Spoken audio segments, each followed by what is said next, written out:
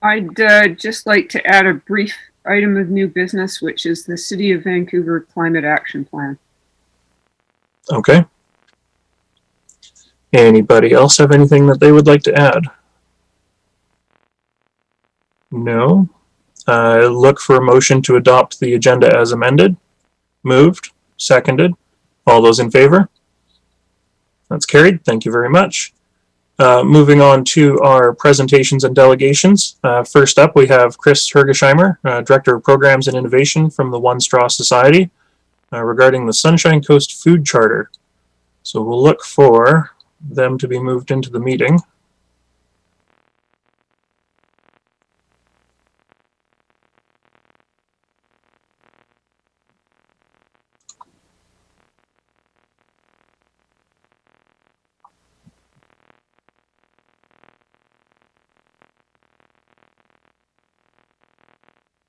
There I am. Good morning, Chris. Good morning. I couldn't change my name. Actually, I decided I was going to have my wife jump in and give this presentation. I wasn't feeling tip-top this morning, but she declined, so I'm going to carry on. So my apologies for not having my name set up properly there. I'll just get my little presentation going. And can you all see that? No, we do not see a screen share. Okay.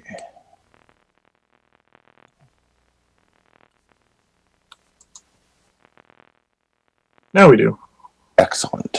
Excellent. I see a couple of familiar faces out there, like Alton and Darnelda, who are so excited about the Sunshine Coast Food Charter that they wanted to see the presentation for a second time.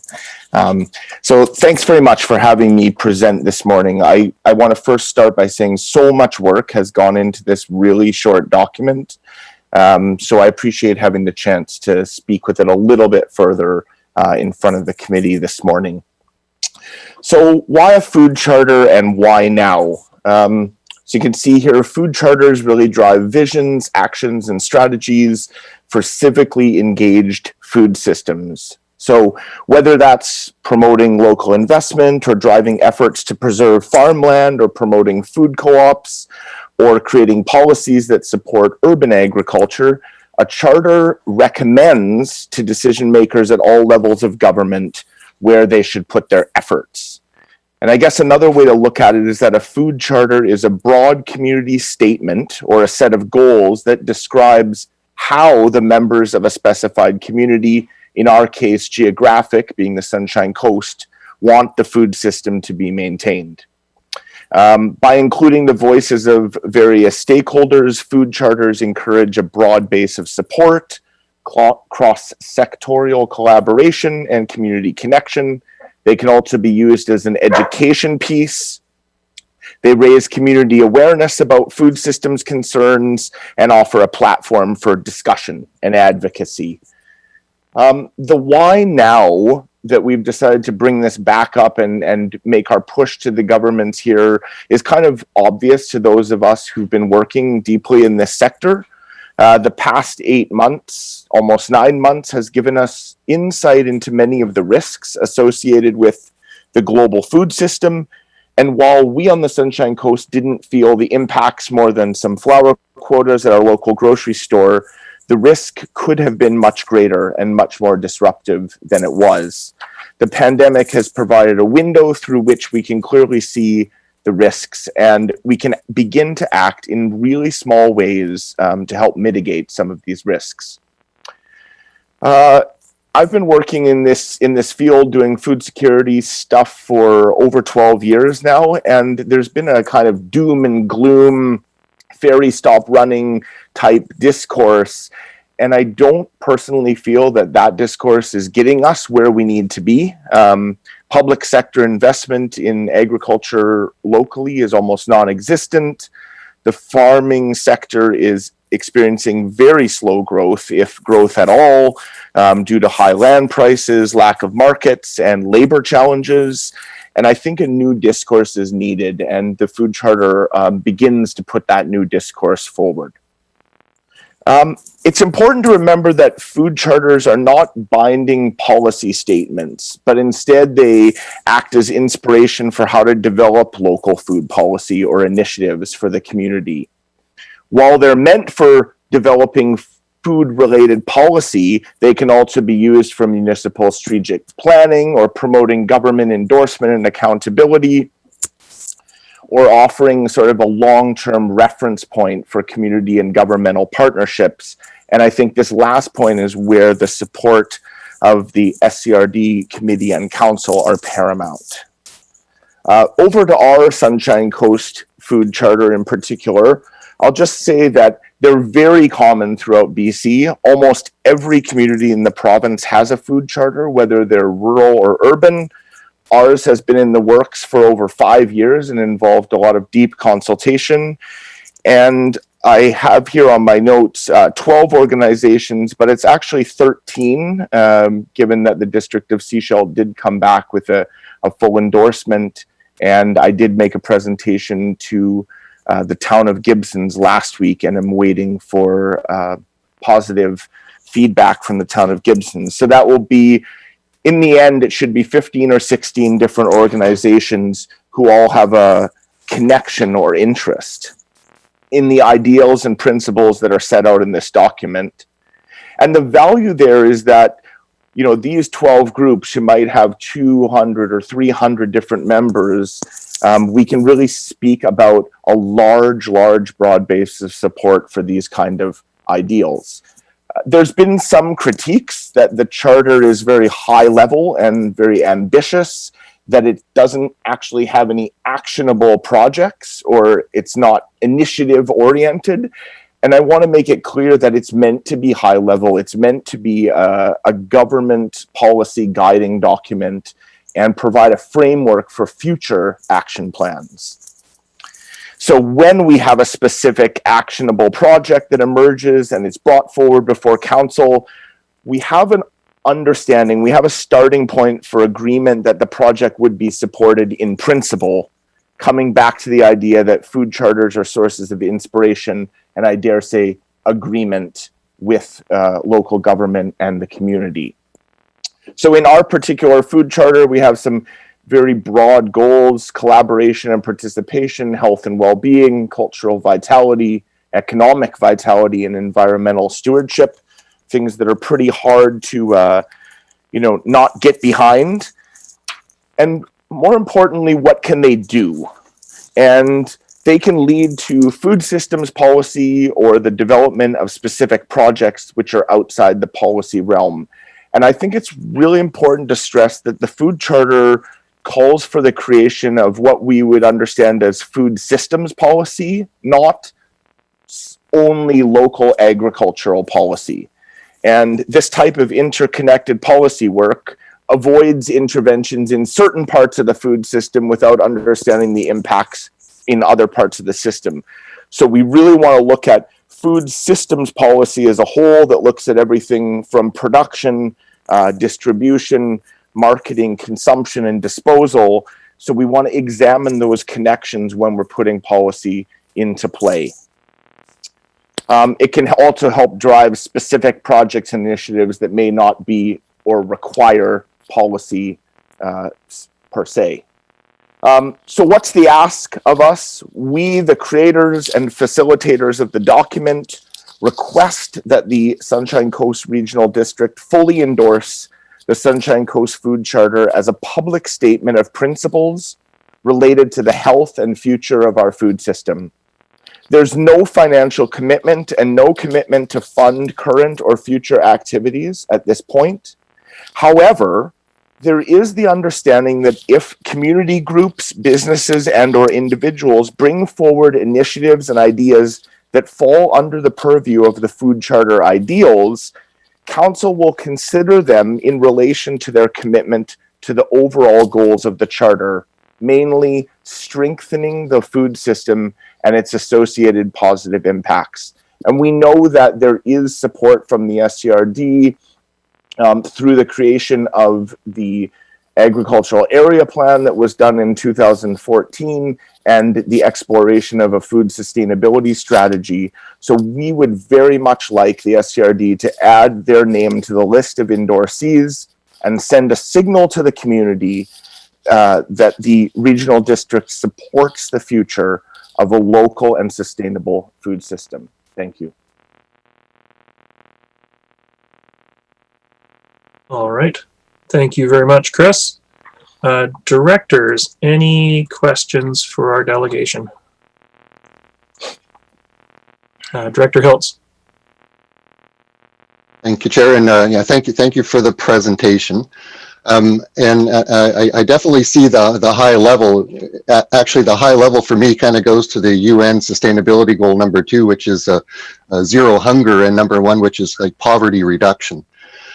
I do have some concerns about one particular part, and that was on page 4, the right to food. Whenever I see a policy document that has must in it, and governments must, I kind of start to going, Sunshine Coast is a local government, and we're saying that governments must do this, thereby extension, the Sunshine Coast must be a provider of last resort. So I do have some concerns around that. We're kind of stepping a little bit too high in the policy, and particularly around the words must. I do have some concerns about that. And it is I do note that article is from 2003, which is, what, 17 years ago, and a lot has changed. So that's a concern I have. If you have some comments on the word must in there in terms of what by extension, the Sunshine Coast Regional District must do with respect to the right to food. Yeah, I can't speak particularly to that word. Now that you've pointed it out, it does seem a strong word, and it does seem, prescriptive in that sense. And so I'm willing to, examine that with the committee and look at that in terms of, the document is not meant to create a binding commitment between the community, between the local food system sector and the local government. It is meant to sort of inspire action, and, the SCRD, we may act to strive towards something, or, put effort in a particular realm. But I now that you have pointed out that the must, it does seem a bit prescriptive, and I appreciate you bringing it up, and we're willing to certainly examine the wording around that particular issue in relation to the final draft, which I should say, this was the last draft was created on the 24th. We've made a few minor wording changes, and so we will be looking forward to a whole final document, assuming there's adoption by all, and then making that a publicly available document, perhaps doing a press release where we break it down into sort of a summary, shorter version of it. So we still have a little bit of possibility to shift some of the language around. So thanks for that, Mark. It's worth examining. Thank you. Director Ties. Thank you, Chair. And I love the idea of having some, strategic goals in regards to food planning and having everybody sign up to them. My question is if we could, I know this is very high level, but if we could at least get some examples as to how local governments could possibly help in creating some more food sustainability here on the coast. Yeah, I think we're already seeing some of that with SCRD examining some of their bylaws and regulations around agriculture. We're seeing some of that level of community engagement with the District of Seashelt. That's a very quick, maybe not quick, and certainly not labor intensive way, but looking at policies and regulations that can take some of the friction out of the ability to grow the sector. That's a quick way. There could be also looking at a certain amount of budget over year to year that could be invested in, public sector projects, whether it be distribution or cold storage, things that can help the logistics of the food chain. I would go as far to say that we've seen some direct investment with that through the green bin project in terms of disposal, which is also an element of the food system that we don't often examine in that same way. So I think that there's a number of options that governments can take, some that are being taken already, but we might look at investments in innovation to increase the food sector's capacity to produce more food. So whatever that may be, as I said, it might be revision of regulations that somehow prevent our capacity to scale up. We might take on larger initiatives to reduce greenhouse gas emissions, including in the agriculture and food sector, specifically in our case. Income support programs that can help reduce poverty and therefore help reduce food insecurity. So I think when we're talking, at the national level, Food Secure Canada and the national food policy has some larger examples of how a country goes about that. And I think we need to look at what does it mean in relation to our smaller region and how can we appropriately scale some of those initiatives to be working for us in this community as it currently stands. All right. Thank you very much. Any other questions from the committee? Otherwise, we have, Director Hiltz again. Yeah, thanks, Chair. The topic of public sector participation in a funding model has been at the Agriculture Advisory Committee when they've been looking at the agriculture amenity money, which is, I don't know, like $83,000. So I think this kind of falls into the experts in the AAC realm. So I would like to see this go to the Agricultural Advisory Committee to see if how it matches up with their perspective of food security and agriculture on the Sunshine Coast. So I would be prepared to direct that as appropriate. Yeah, and I would fully support that as a course of action. I think just to make note of the fact that we're really looking at food systems work, not necessarily only agricultural land use and planning. We're also looking at the nutrition elements and the community economic development elements of it. So, but certainly, referring this over to the committee there and getting their perspective on this work, some of them whom have been involved in the development of this work at one point or another. I think that's a wise choice of action. All right. So Director Hiltz, I heard you mention you're willing to move it to refer this to the AAC. Would you also like to include our staff in that referral for analysis? I think I'd leave that to staff to support the AAC as they see fit. That would be my thinking, unless staff needs further direction. I guess I will ask GM Hall. Is it sufficient to just refer to the AAC, or would you like staff included in the motion? Thank you for the question, Chair. As part of referring to AAC, staff will necessarily provide some analysis to that advisory committee, and then that can be included with the report back. Thank you. All right, thank you very much. And I saw, Director McMahon, I see you seconding it. Is there any other discussion on the motion? Seeing none, all those in favor? Great, that's carried. Thank you very much. Okay, thank you very much. I appreciate you taking the time to listen to my presentation, and I look forward to a positive result. And I really think that we're all of our local governments and many of our community groups are prepared to do some work to help strengthen our local food system in the years ahead. So thank you. Thank you for being here today. We will have Chris moved out, and our next pair of delegations is in reference to Development Variance Permit Application DVP 00054, 4355 Lake Road. So hopefully IT can bring Lorna and Martin in as panelists. Sorry, point of clarification for IT. I understand we're to have Lorna and then followed by Martin? Correct. Lorna is going to speak first, and then Martin will speak, and then directors will ask questions of both of them. So I don't know if you want to bring them both in at once or one after the other, but they will both be in here for directors to ask questions. So. Noted, thank you. So I've promoted the only audience member, Lorna, if they could please unmute themselves. Hi. Before I start, we have the builder, the QEP, as well as two other people that were supposed to be added into the room. It would be Kai Jenkins, Natalie Baker, as well as Jim Green and Cam Forrester, so that the board can ask questions if they wish of the experts.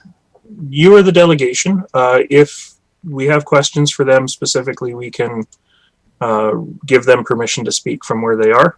Okay. But you are the delegation. You've got 10 minutes. I'll interrupt you at 9 minutes and let you know you've got 1 minute remaining. Okay. So, We need to share our screen. Yep. Sorry. I'm not technologically inclined, so. What's that first one? This one? Yeah, okay. Share. Okay. And you can put it in full view, right? Okay. Take place slideshow. Yeah.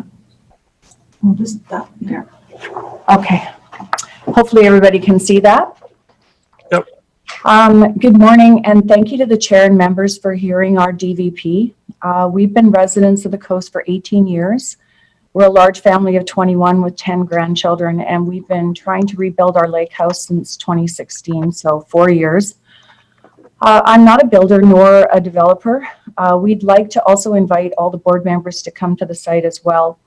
We feel that 10 minutes is a very short amount of time to deal with something that has such huge implications. I want to give you a brief overview, as I think the background is important. We applied for a DVP 00026 in October of 2017 to square off the rear corner of our house and add an allowable 1 times 28 square meters or 300 square feet.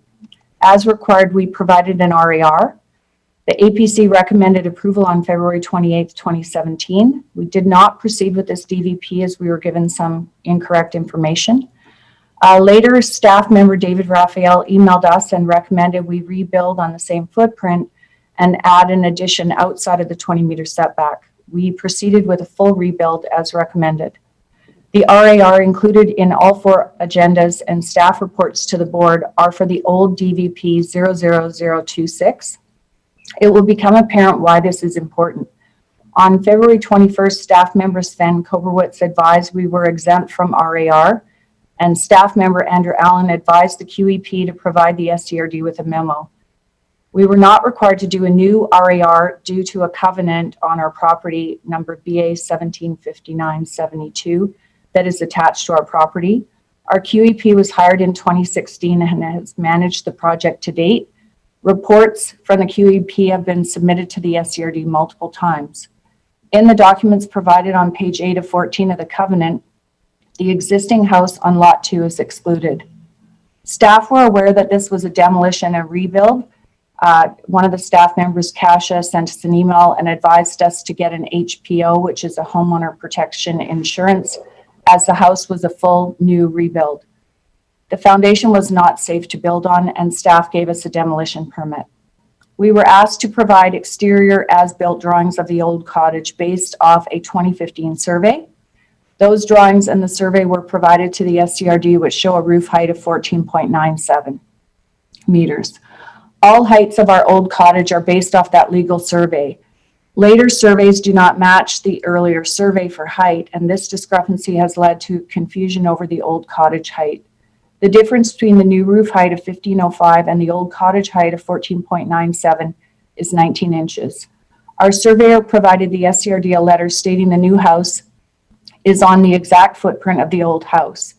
The 1505 number is an estimate from the SCRD provided by Brian Kennett and discussed with the architect. All 4 staff reports have totally different heights in multiple different variations. March 19th, staff issued a building permit, development permit, and advised us to get a demolition permit, which we did, and it was issued as well. The house was demolished and building commenced. From June to August, SCRD inspectors approved the foundations and footings. I know the board would like to know how we have this height issue. Our builder advised us he blasted 4 feet lower, so we added space for HVAC. At the APC meeting in April, the builder advised APC members that he did not get an elevation survey. Our footing surveys also do not have elevations listed, and the SCRD does not require elevation surveys at the time of footing and foundations. At no time during our inspections did staff advise there was a problem. And again, our surveyor has provided the SCRD with a letter stating the new house is sitting in the identical footprint as the old house.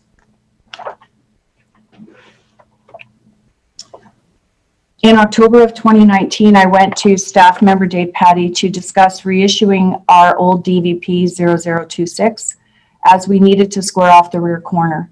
I truly thought this would be simple as we already had approval for this. We were advised to get a new DVP 00054, which is before you now. Through this DVP application, we discovered that the house was built slightly higher and a post under the house had moved 3.9 inches. This is where the SCRD request to change setback from 9.5 to 9.4, which is 3.9 inches, occurred. We are not asking to move our house from 20 meters to 9.4, and this has created a lot of confusion and distress, especially for First Nations. We were approved to build on the footprint. The post was moved in May of 2019 as part of engineering requirements. Engineering drawings were submitted and accepted by the SCRD. This was not something we did after construction was underway. Staff advised if we got documents in by November 12th, 19, we could get into the November APC meeting. We did that, but the staff was not able to get a report in time. On December 6th, our geotechnical engineer provided a report advising we were required a rock retaining wall and a post needed to be shored up due to rock slide risk. Staff member Dave Patty advised we could not work in the riparian area and no other option was given. As a result, against the engineer's advice, we did not do the work, which later became a big problem. December 17th, we received a partial stop work order for the portion of the house in the 15-meter area. We were allowed to continue working outside of the 20-meter setback, which we did. No staff reports in January. We got a staff report in February, which was not accurate and contained errors. We notified staff of the errors and provided the APC with the correct information. The APC came and visited our site. We arrived on the coast for the APC meeting in February with the builder and architect. And at that time, Alan Skelly advised us that staff told the APC they were not allowed to vote on our DVP. The APC invited us to present anyways, which we did. February 28th, we were given a full house stop work order. By then, substantial completion had occurred in the house, especially in the portion outside the 20-meter setback. In April, staff member Dave Patty advised if we provided a landscape plan and planted trees in the riparian area, staff would recommend approval, which they did. The APC recommended approval of this DVP in April. On May 11th, we had a major rock slide that required emergency repairs. We contacted the SCRD enforcement that we had work to do. Fisheries Robert Katz and the province Hugo Slews attended the site and found no concerns. QEP monitoring reports have been provided, and this truly would not have occurred if we would have been allowed to follow the engineer's recommendations. We were told the night before the May planning and board meeting that the staff report that was recommended was being pulled due to some verbal information, and that board meeting we were deferred to the future. In May, staff members Dave Patty, Dean McKinley came to visit the site with our QEP surveyor, builder, and our family. It was made clear by the surveyor the house was sitting on the identical footprint. We offered to cantilever the post under the house and were told this would not suffice. June 5th, we had a Zoom meeting with staff where they asked us to meet with the neighbor. We were told if the neighbor was not a problem, this DVP would go through. We were not put in the June meetings at the advice of the SCRD as they wanted my son to meet the west neighbor to find out what they wanted. July 9th, at the PCDC meeting, neighbors to the east were given wrong dates for the meeting. The staff report had some more inconsistencies. and the DVP was deferred. September 26th, we asked our neighbor to put in writing what they wanted to stop opposing our DVP. They want $150,000 cash and many other demands unrelated to this DVP. For this meeting, we were not notified as documents were sent to an incorrect address again. The two direct neighbors to the east have supplied with support letters for our DVP, even though they did not get notice until very late. So just to give a little quick, we were advised by staff to build a new house on the old footprint. That was from David Raphael. We're not contravening an existing bylaw for height. Our height on our house is 18 feet below the maximum allowable height.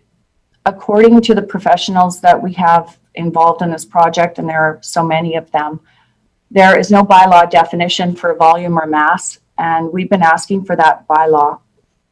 Staff authorized and monitored the demolition and construction, and this is a new building. Staff approved foundations, posts, and footings. 1 minute. The QEP has monitored everything.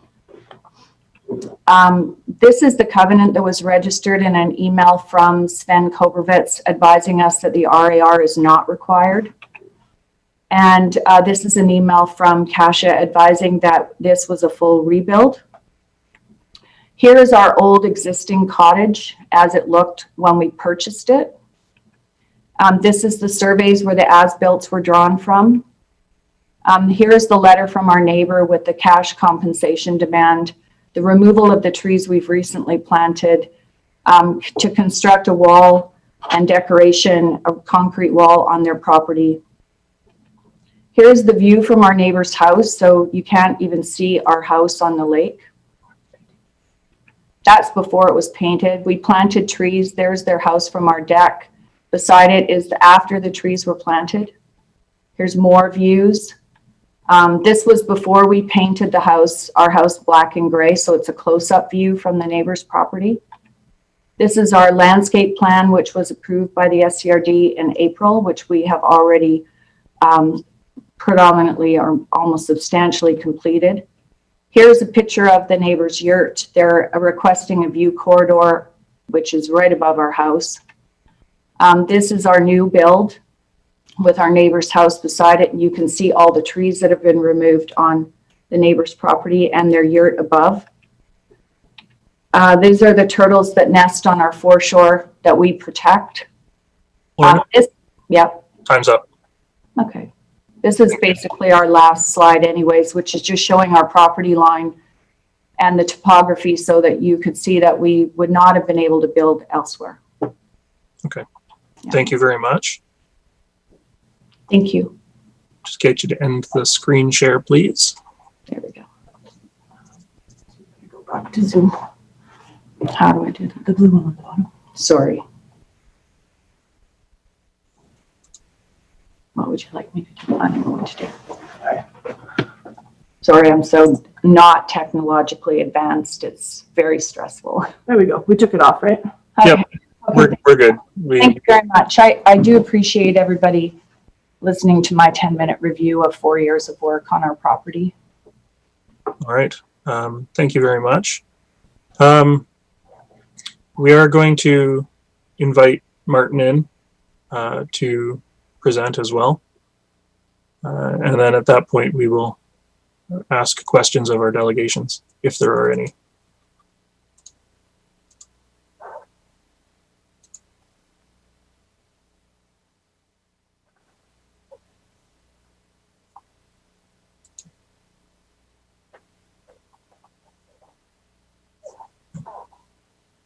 Good morning, Martin. Good morning, everyone. Just, you also will have 10 minutes, and I will interrupt you at the 9-minute mark or the 1 minute remaining, just to let you know. Thank you. I appreciate that very much. Would it be possible to share my screen? Yep. And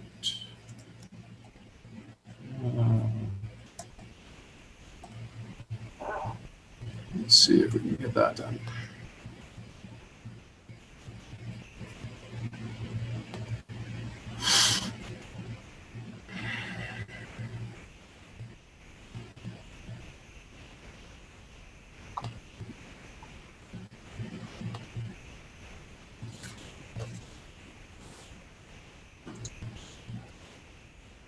I can see your screen. I assume everybody else can as well. So. Okay. Thank you.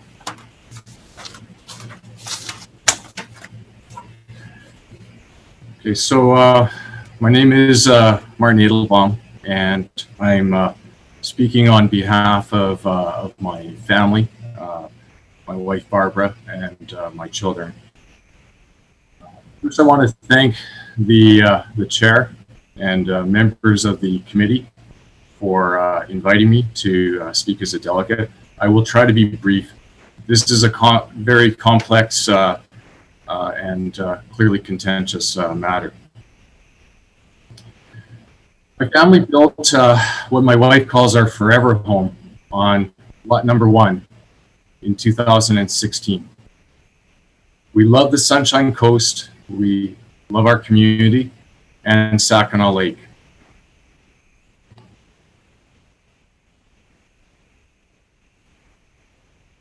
Post and beam house that you see to the right is our family home. And then on the left, or more to the center, you see the original house that was present on lot number 2, 4355 Lake Road. And this is the region that the development variance permit that's before you is considering.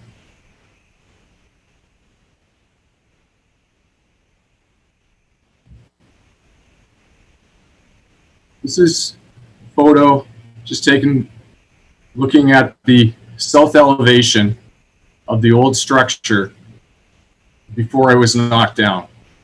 You can see that the side closest to us has a, what we call in construction, just a scabbed on shed style roof. I understand that was or I recall that was the bathroom. We're familiar with the house because at one point we'd even considered buying that house. So that's the bathroom. It's quite a low profile, and the elevations of the lot, the grade of that floor is probably about 3 feet below our lot. The wall that you're looking at the low side of the shed is maybe 6 feet. So the net above our actual land at the time was about 3 feet.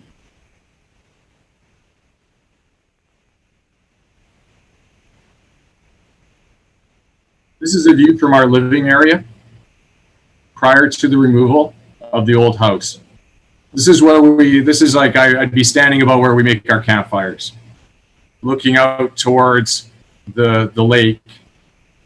You can see our little fire, the chimney shaped fire. You see our wood pile, and then in the, just down the center, you can get a little peek of a corner of the deck that used to be there on the old lot. This had no impact on our privacy. We could sit and so, we're looking down at this deck. This is the new construction.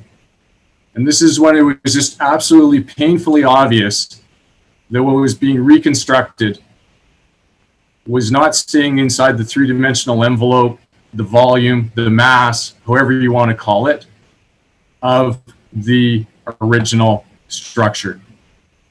The development variance, or sorry, the development permit that that runs with this construction had very specific restrictions or conditions. They've all been violated, but one of them was that it stay inside the mass, and this clearly has not.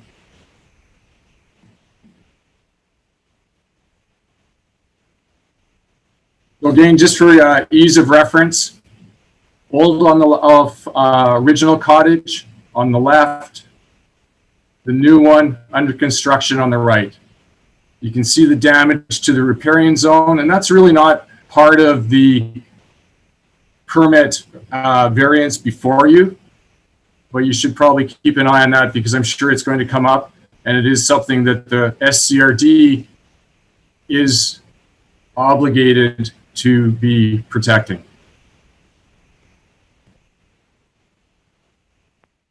These are some other photos. This is the so-called part of the repair of the landslide. You can see the cement truck in there, excavator. That's a whole other discussion perhaps for another day. This is the, again, reminder of the old house. This is the lot after, I think, the primary blasting. There's absolutely nothing left of the foundation.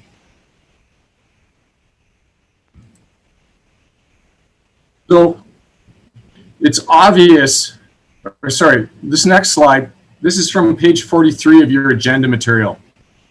This is the QEP report that was commissioned. In a detailed report, they look at a number of what are called zones of sensitivity. And whatever the greatest zone of sensitivity is, that is going to drive what the maximum SPIA width is. On this lot, the zone of sensitivity is 30 meters. The maximum SPIA width is 30 meters. This is from page 43 of the package you have before you. The setback for this property is 30 meters for any new construction. That is provincial law. So it's obvious that the DVP 00054 application must be dismissed. First, the development variance permit before you bears no relationship to the reality of what's going on here. But even more fundamentally, it would be unlawful for the SCRT to approve this application that essentially sanctions construction that violates provincial statutes and provincial regulations. SCRT has no discretion here. The application asks you to condone lawbreaking. You can't do that. Ms. Vanderhaeg's old house has been torn down. The foundation was completely removed. So whatever she builds now can't be grandfathered. Previous developments that may have been approved on Saginaw Lake, Ruby Lake, or in the Island Trust do not create any legal precedent that permits this. She must comply with the current regulations and bylaws.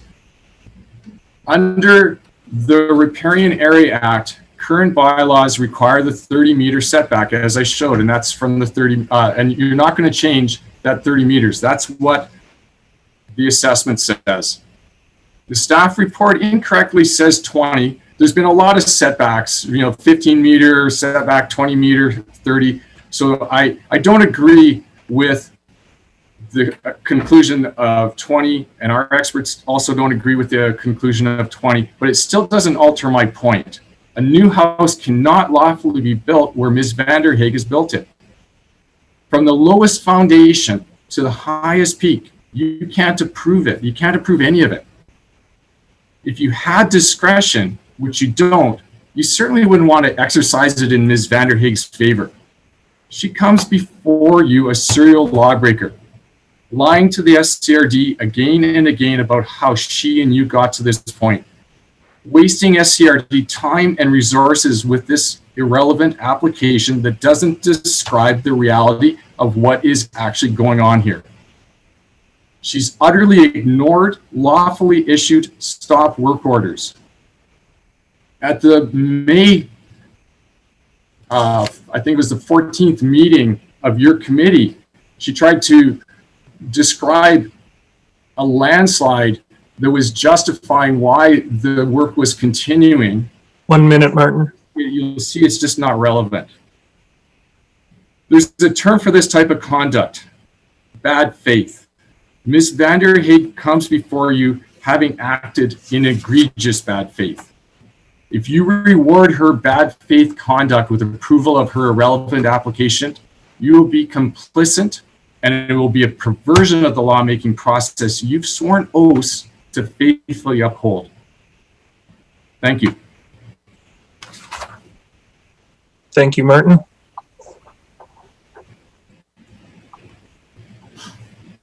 We can just get you to stop your screen share. Thank you. Excuse me.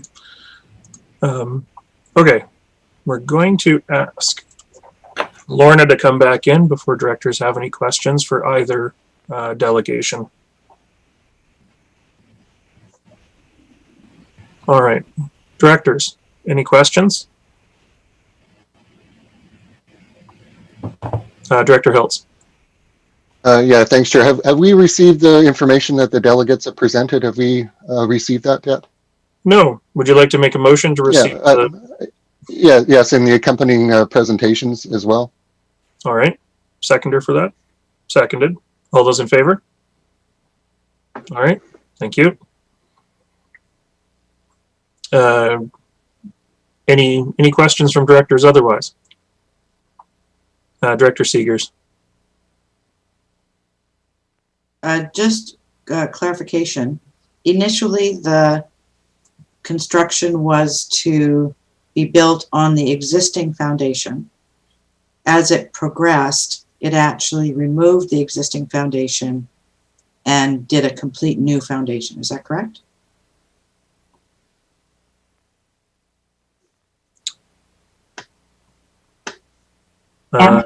Lorna, yeah.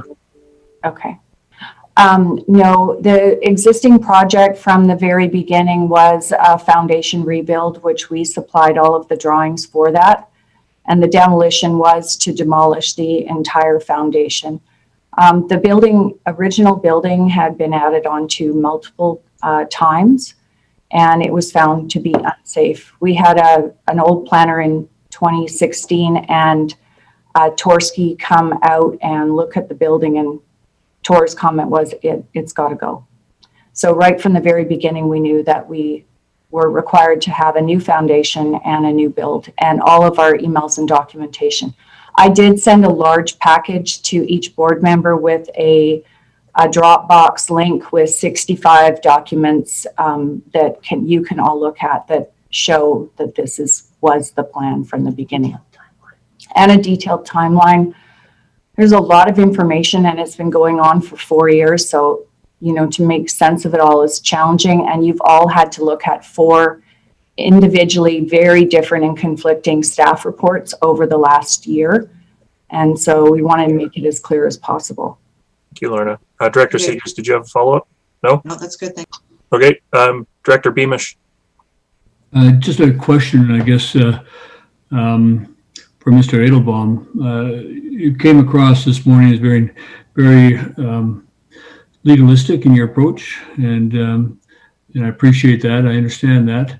But what I don't understand is how that jives with what the parent request you made for removal of trees and $150,000 that would satisfy your interests. Could you please explain that, and was that correctly relayed to us? The context of the document with the request is at Lorna's son's request, I met with him, and we discussed how, hey, what can we do to try to come up with some sort of compromise, because we are neighbors, we water ski together, our kids play together, and that was the request was, okay, what would allow us to move forward. The removal of trees, there's 3 trees that are to be concerned.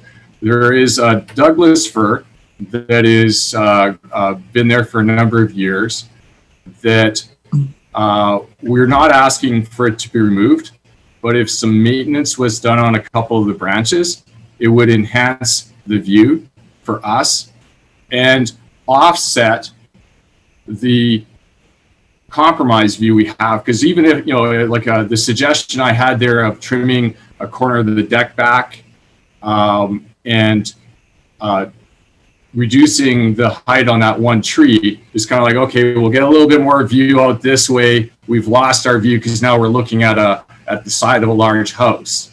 So that was that tree.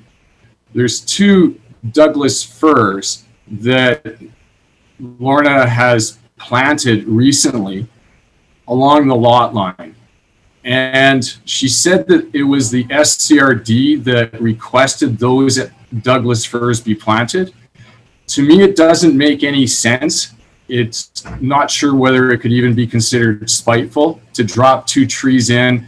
They need a large root system. They're right on the lot line. I don't see what we're achieving there. So and that was to cover part of the view from the corner of that deck that shouldn't be there in the first place.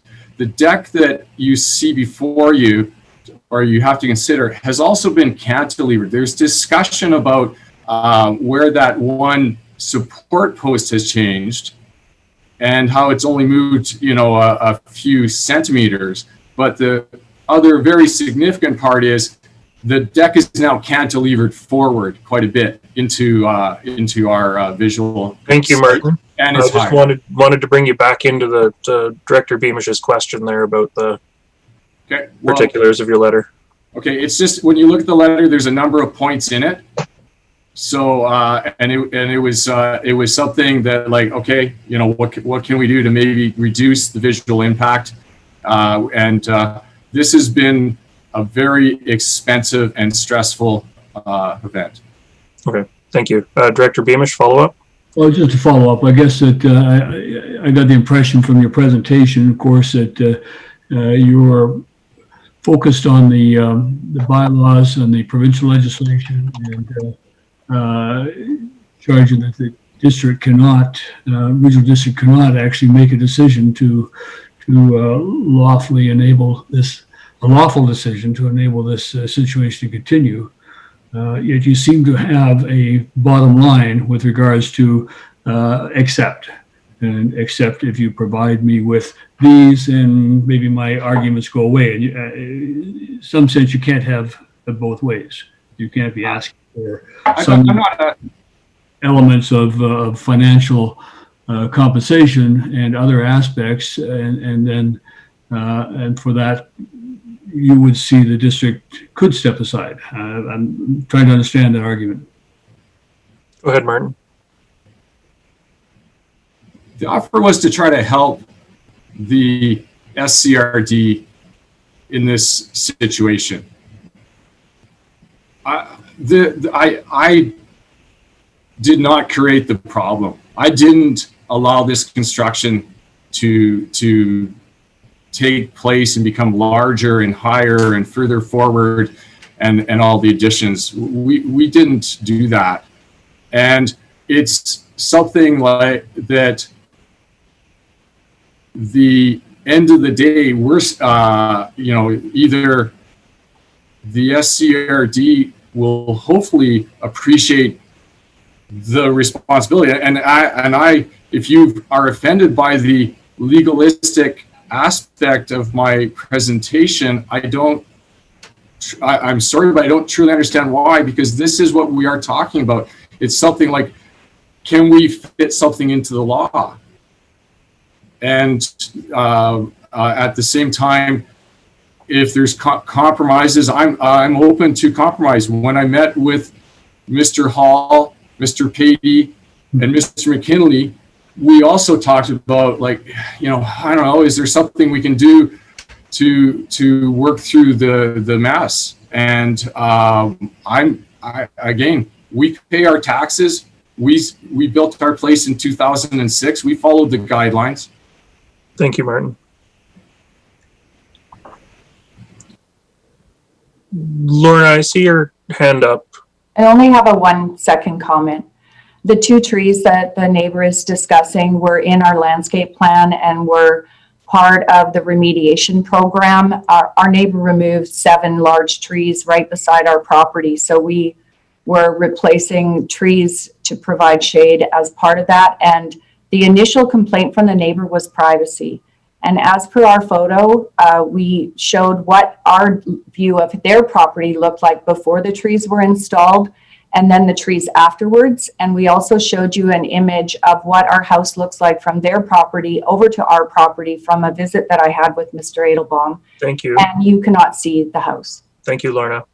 That was more than 1 second, but thank you. Sorry. I muted myself. Directors, do you have any other questions for our delegations? Okay, I see no questions. I'm going to ask IT to move the pair of you back out into the gallery. Thank you for being here. Thank you for presenting.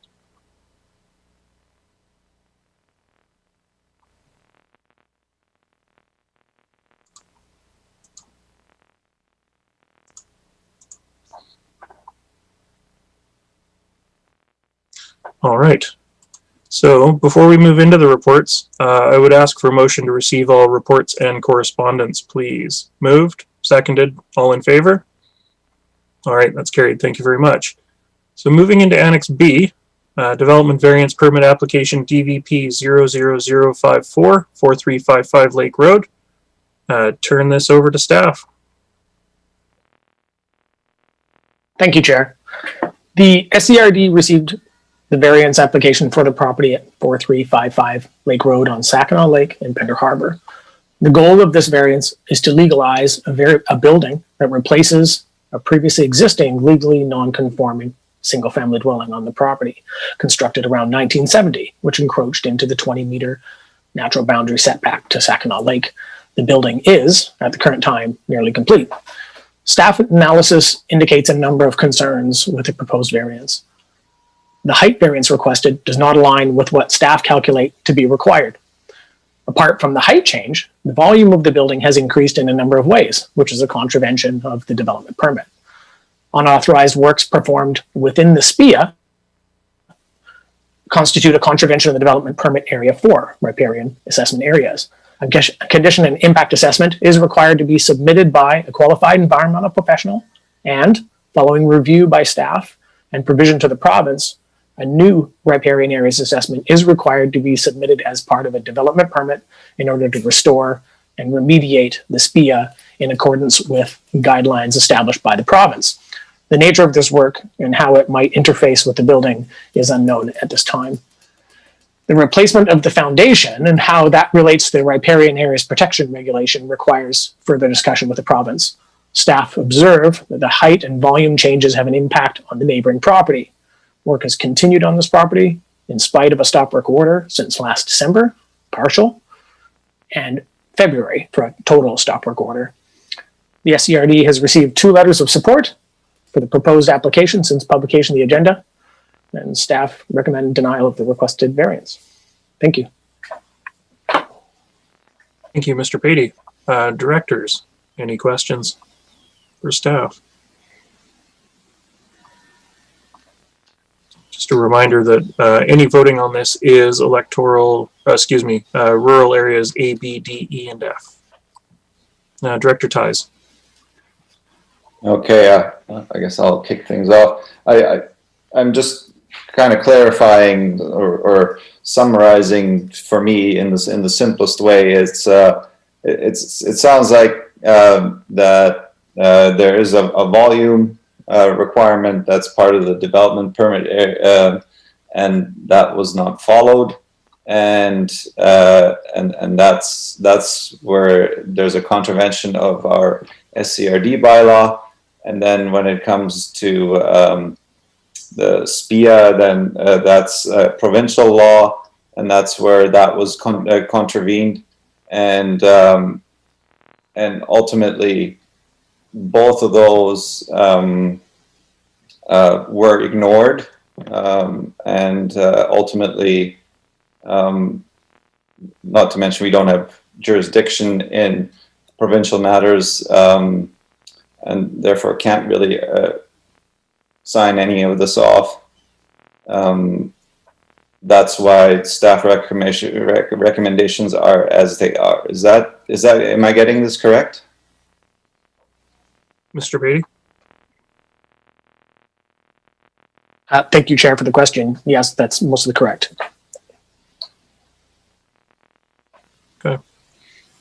Director Hiltz.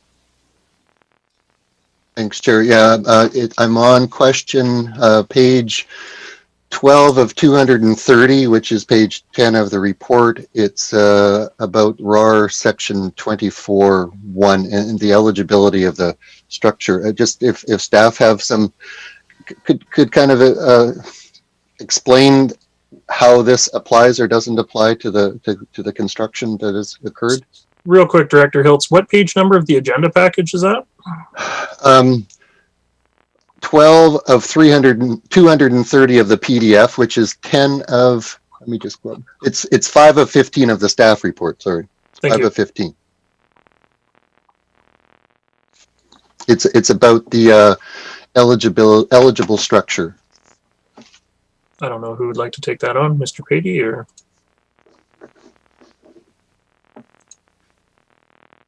Page 10 on the agenda.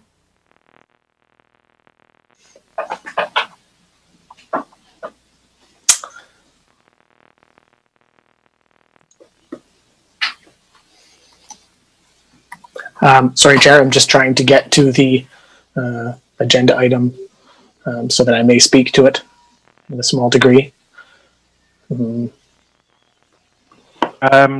Chair, in addressing the director's question, I would say that this is one of the outstanding questions that needs to be resolved on this file, and the specific planning matter at hand, the development variance permit,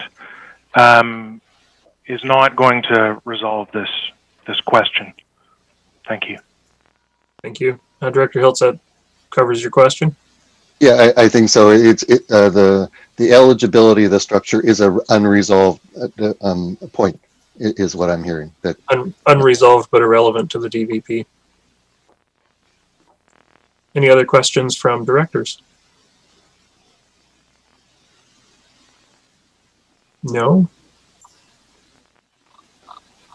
Director Ties. For lack of anyone else, I guess I will move staff recommendations. Okay. Is there a seconder for that? Seconded by Director McMahon. Thank you. Any other questions on the motion on the floor? Okay. All those in favor? All right. That's carried. Thank you very much. Moving on to Annex C. Sorry, lost my page now. Development Variance Permit DVP 00063. 5642 Minty Road. Looks like Yuli will be speaking to this, so turn it over to you, Mr. Sao. Thank you, Chair. Well, this development variance permit is applied for to facilitate the proposed redevelopment of the Half Moon Bay General Store. The variances being considered are to reduce the minimum setback requirements for the proposed reconstructed buildings and deck, to reduce the requirement of off-street parking and loading, and to allow parking and loading spaces to be located in a setback area. The existing siting of the buildings is due to the historic establishment of the store in this location, and they are considered legal non-conforming structures in accordance to the Local Government Act. All existing and proposed uses of the buildings are permitted in the C2 zone. The proposed building footprints are mostly based on the existing building footprints, meaning that the proposed setbacks will mostly match the existing setbacks. The building height and parcel coverage conform to zoning requirements. The lack of on-site parking is due to existing buildings occupying most of the front portion of the parcel, and there are not sufficient and suitable land areas to provide parking and loading spaces on site. Historically, parking and loading for the store have been provided in front of the store and on the adjacent street. The proposed redevelopment will result in a net reduction of required off-street parking by 1 space. The proposed redevelopment of the historic Half Moon Bay General Store can help to revitalize this community hub, and this is supported by policies of the Half Moon Bay OCP. The variance permit will facilitate improvement to the property, which will provide community benefits and services to residents and visitors alike, and can help to resolve existing land use conflicts with the surrounding residential neighborhoods, such as delivery, garbage pickup, parking, privacy, view, and so forth. Therefore, staff recommend approval of this development variance permit. And for the board's information, so in addition to the 50 public submissions that summarized in Schedule B to the report, about 14 more have come in over the last few days, and most of them are in favor of the development. Thank you. Thank you, Mr. Seao. Just before directors get any of their hands up, I'm going to ask a quick question. The applicant, are they required to upgrade the parking facilities within the MOTI right-of-way? Either by paving or chip sealing or otherwise improving the parking area? Thank you, Chair. No, they are not required to do any improvement or work on the right-of-way because the Ministry of Transportation has no concern with the existing condition of parking on the street. Okay, Thank you. thank you. Directors, any questions? Director Pratt? Thank you. Okay, so I've I know other directors have received some additional correspondence on this as well over the last couple of days. So there's a couple of process questions that I have for staff because some of the concerns that have been raised from residents are regarding the feedback that they've put in for the regarding the DVP and the summary. There's a concern around that they may not that their information may not be getting as being considered by directors. There's also a question around process about if people have questions about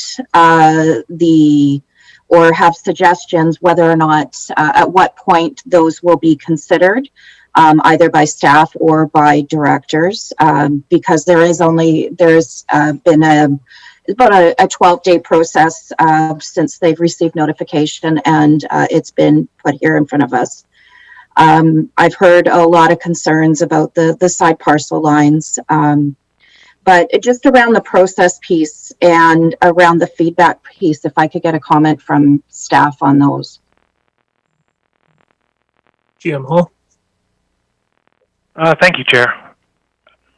So, with regard to development variance permits, the Local Government Act requires that notification is made, but it is silent on how feedback that might be received as a result of that notification is handled.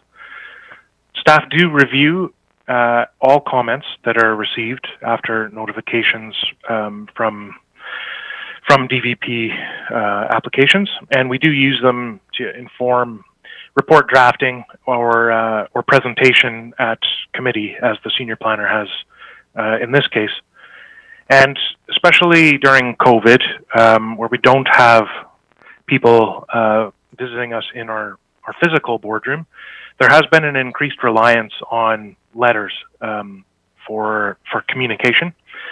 And there are issues with these letters, including timing, capacity, which is partially attached to that timing, and privacy, since some of these letters may reference individuals or include information that is otherwise subject to privacy considerations.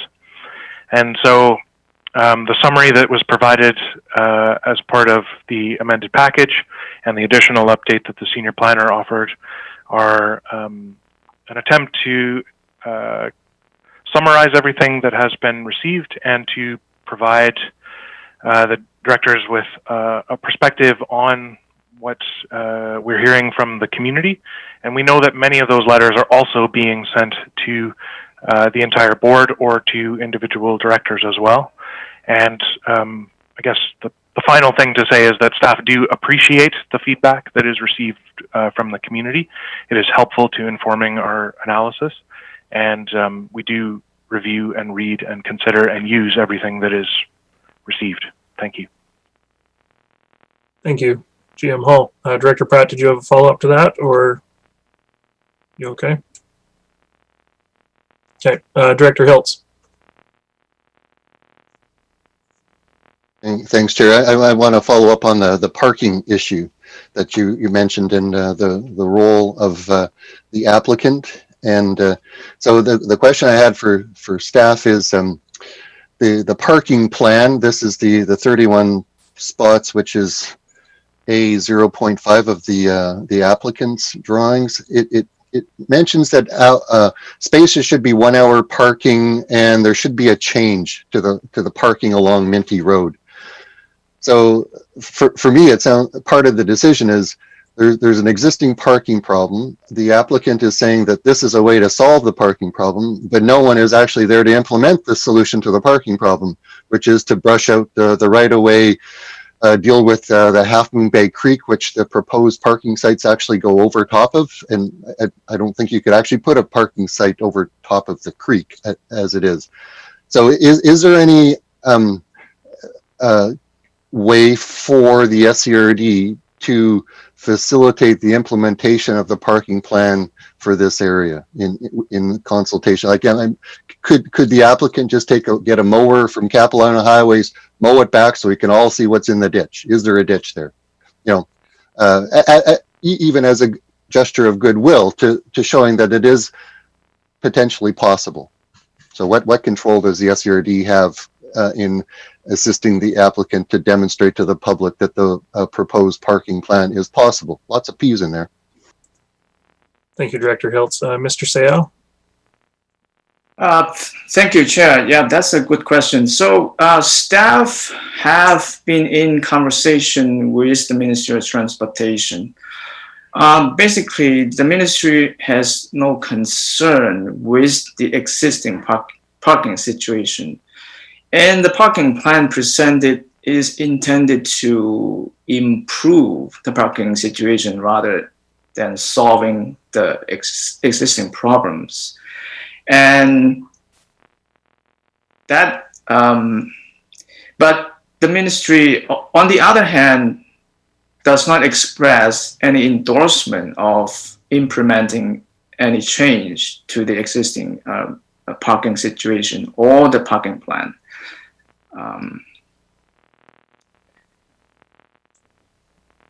Thank you. Okay, so they're not the Ministry of Transportation is not requiring them to do any upgrades. They've provided a plan, but there's no actioning that plan that's been provided either by MOTI or by the applicant. That's correct. Okay, Director Hiltz, follow up on that? Yeah, the follow up, the way I see it is MOTI is fine. The continuing parking problem is your problem. That's kind of how I see it. We're fine with everything. Why is it a problem? It's not a problem for us. It's a problem for the residents. It's not a MOTI problem. So, yeah. Thank you for the clarification. And I'm going to tag on to that parking situation again one more time. Do we have the ability to make it a requirement that they improve the parking either as per their plan or in some other manner, even though it's not within SCRD jurisdiction?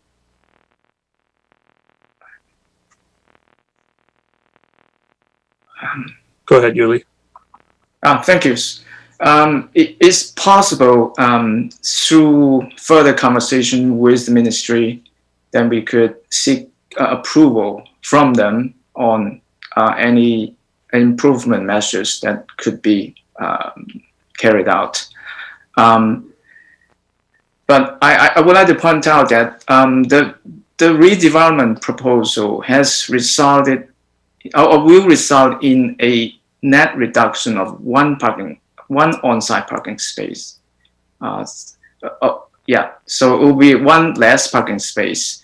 So if the ministry is satisfied with the status quo of the parking situation, so the new development will not increase the parking demand on the street.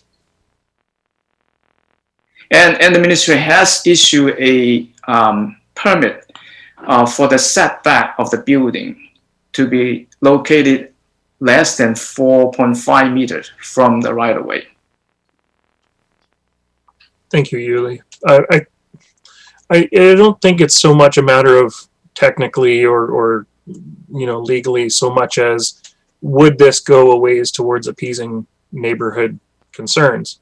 Is this a community amenity, so to speak, that the property owner or the developer could provide in order to help sort of improve relations with the neighborhood? Director Seegers? Thank you. Following up on Director Pratt's comment, that's kind of the direction I was going. With regards to the agenda that came out, we had a number of emails, etc., from residents, people in the area, and I heard what GM Hall said about privacy concerns and how the amended agenda then addressed them by removing those emails and putting in the summary. Rather than that, I think to appease the community's concerns around, are we receiving the information or not? I would have preferred seeing the issues with the emails, the privacy concerns, be redacted and then put those forward as an amendment. So going forward, I think that would be, I think it provides more transparency to the community. So I prefer staff follow that. And I understand it was probably a timing issue and, all of those sorts of things. So that's it, comment. Thank you. Director McMahon. I'm following up on Director Hiltz here. There's a bunch of different issues here. Not all of them are directly related to the building. There's congestion. The store's been there a long time. People now have an average of something like 3 cars, so it's not surprising that we're getting more and more congestion. Because we're in an unincorporated rural area, we have no tools to deal with it. The way that Modi treats our roads is as if we're in the middle of nowhere with nobody living here. And the parking situations is only one of them. We have a lot of problematic parking situations. So I would certainly favor attempting to work with Modi to improve the parking in this area. It's not just the store. We also have a park there, which I visited the other day and parked on the street in order to visit it. Yeah, is there some way we can move that forward? It's not directly related to the actual building permit, but I do think it is a legitimate neighborhood concern that we should try to address in some way. My two cents. Director Pratt. Thank you. So I do have some more questions and thoughts, but I would also like to make note that the architect for the project is within our gallery if there were any technical questions that the committee had for her. There's a couple of questions I have around continuing the process, because one of the concerns I had that I've heard from the applicants is when the applicants have been going through this process, they haven't heard directly from their they heard from their neighbors at the information meeting that they had in January, but they haven't heard a lot of feedback from them directly since. So anytime I've been asking the neighbors when they have approached me why they have not approached the applicants, and some of them were unsure of the process, and other ones said that because the process was underway, they thought it was best to only speak to the decision makers on this. So I'm wondering if we have a clear process set out for people that are, when they do provide the feedback. And as GM Hall said regarding the Local Government Act, there's no clear loop in how you are supposed to incorporate feedback. So whether or not people have questions or they have comments on how that goes forward. There is some angst with the immediate neighbors. And I will note that the applicants have made changes. They've, in dealing with relocation of the garbage, which was the big garbage bins off of the right of way, are in the parking area, which was a huge issue. There were a number of concerns about that because that affected parking. I hear what Director Hiltz and Director McMahon are saying too about parking in the area. It is a congested area, even to, and we have a very busy public wharf at the end of this road, at the end of Minty Road. And then the George Cormack Park as well. It is very popular. I was down in that area yesterday, familiarizing myself. There's a beach area as well. I had a couple of questions as well regarding permitted uses, which we reference in the report. One thing that is not defined within our zoning bylaw is cafe or restaurant. And the other question I have is, what would be the implications of referring this to a future committee, just to allow us a little bit of time to address some of the questions and concerns that have been brought up by residents?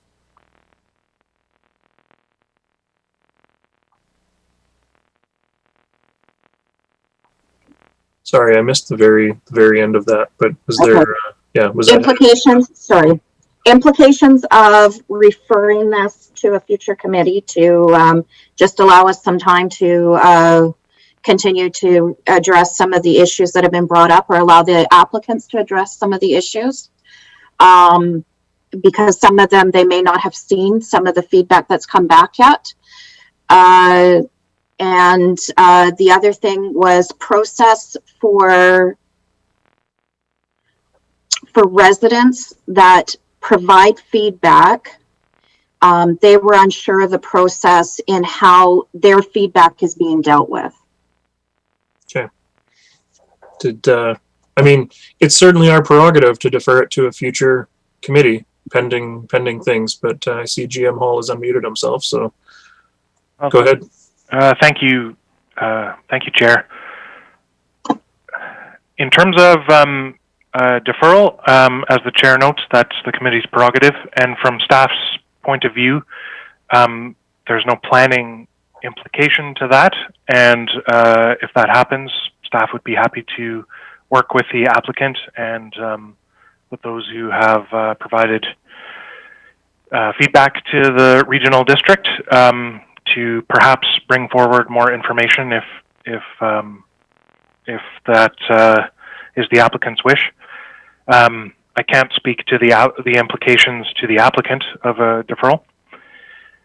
And in terms of the process for what is done with feedback that is received, staff endeavor to address it in the staff report when timing makes that possible, or through verbal comments when the matter is presented to the committee, provided that the input does relate to the planning matter. There are, on occasion, issues received that may relate to aspects of a property that are not part of the planning application or not within SCRD jurisdiction. And in those cases, it's difficult for staff to to incorporate them if they're outside the focus of the application.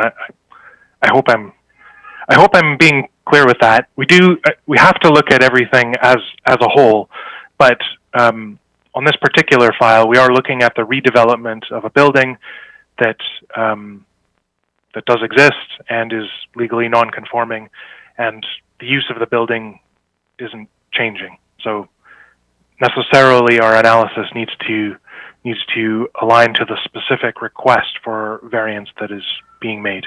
Thank you. Thank you. Director Pratt, did you have a follow-up to that? Otherwise, I got a couple other questions. It's not a follow-up, it's a different question. So please continue through your speakers list. Okay, Director Hiltz. Thanks, Sherry. I'm definitely thinking that interested in listening to the deferral, but I'd like to take up the offer to ask the architect a question about the parking plan, if that's all right. If we could, you made the offer, so I'd like to take that up. Okay. Who is the architect in our attendees list? Heather Johnston, I believe it is. Yes. Looks like they've been brought into the meeting. There you go. I'm here. Go ahead, Director Hiltz. Yeah. So thanks for joining us, and I'm on the drawing submitted, which is A0.5, which is the it's titled parking plan. Yeah. Indeed it is. And it's got at the bottom is talking. So I guess my interest is the plan looks, all these cars parked nicely. We all know that people follow how planning parking works, and like is this, how much consultation with Modi in terms of the potential to improve the parking situation here? Has that been pursued at all? Like, or did they say you take 2.5 meters, you divide that up and you get 29 over here and you get 4 over here? So how do you come up with the plan, I guess, is the question. Okay. Yeah. So the plan is effectively a proof of concept, I would say. We have had a number of meetings with Moti, and basically what they've told me is they understand that the 1 hour parking signs that exist across the street from the store were handmade by the previous owner.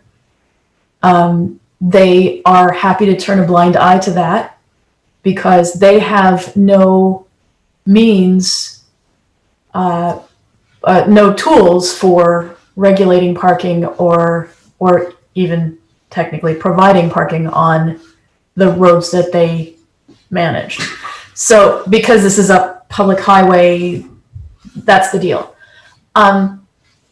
What they also said, sort of conversationally, I guess I would say, it seems to work. Things seem to be going okay. We're not worried about this, but we can't really give you anything, and we can't really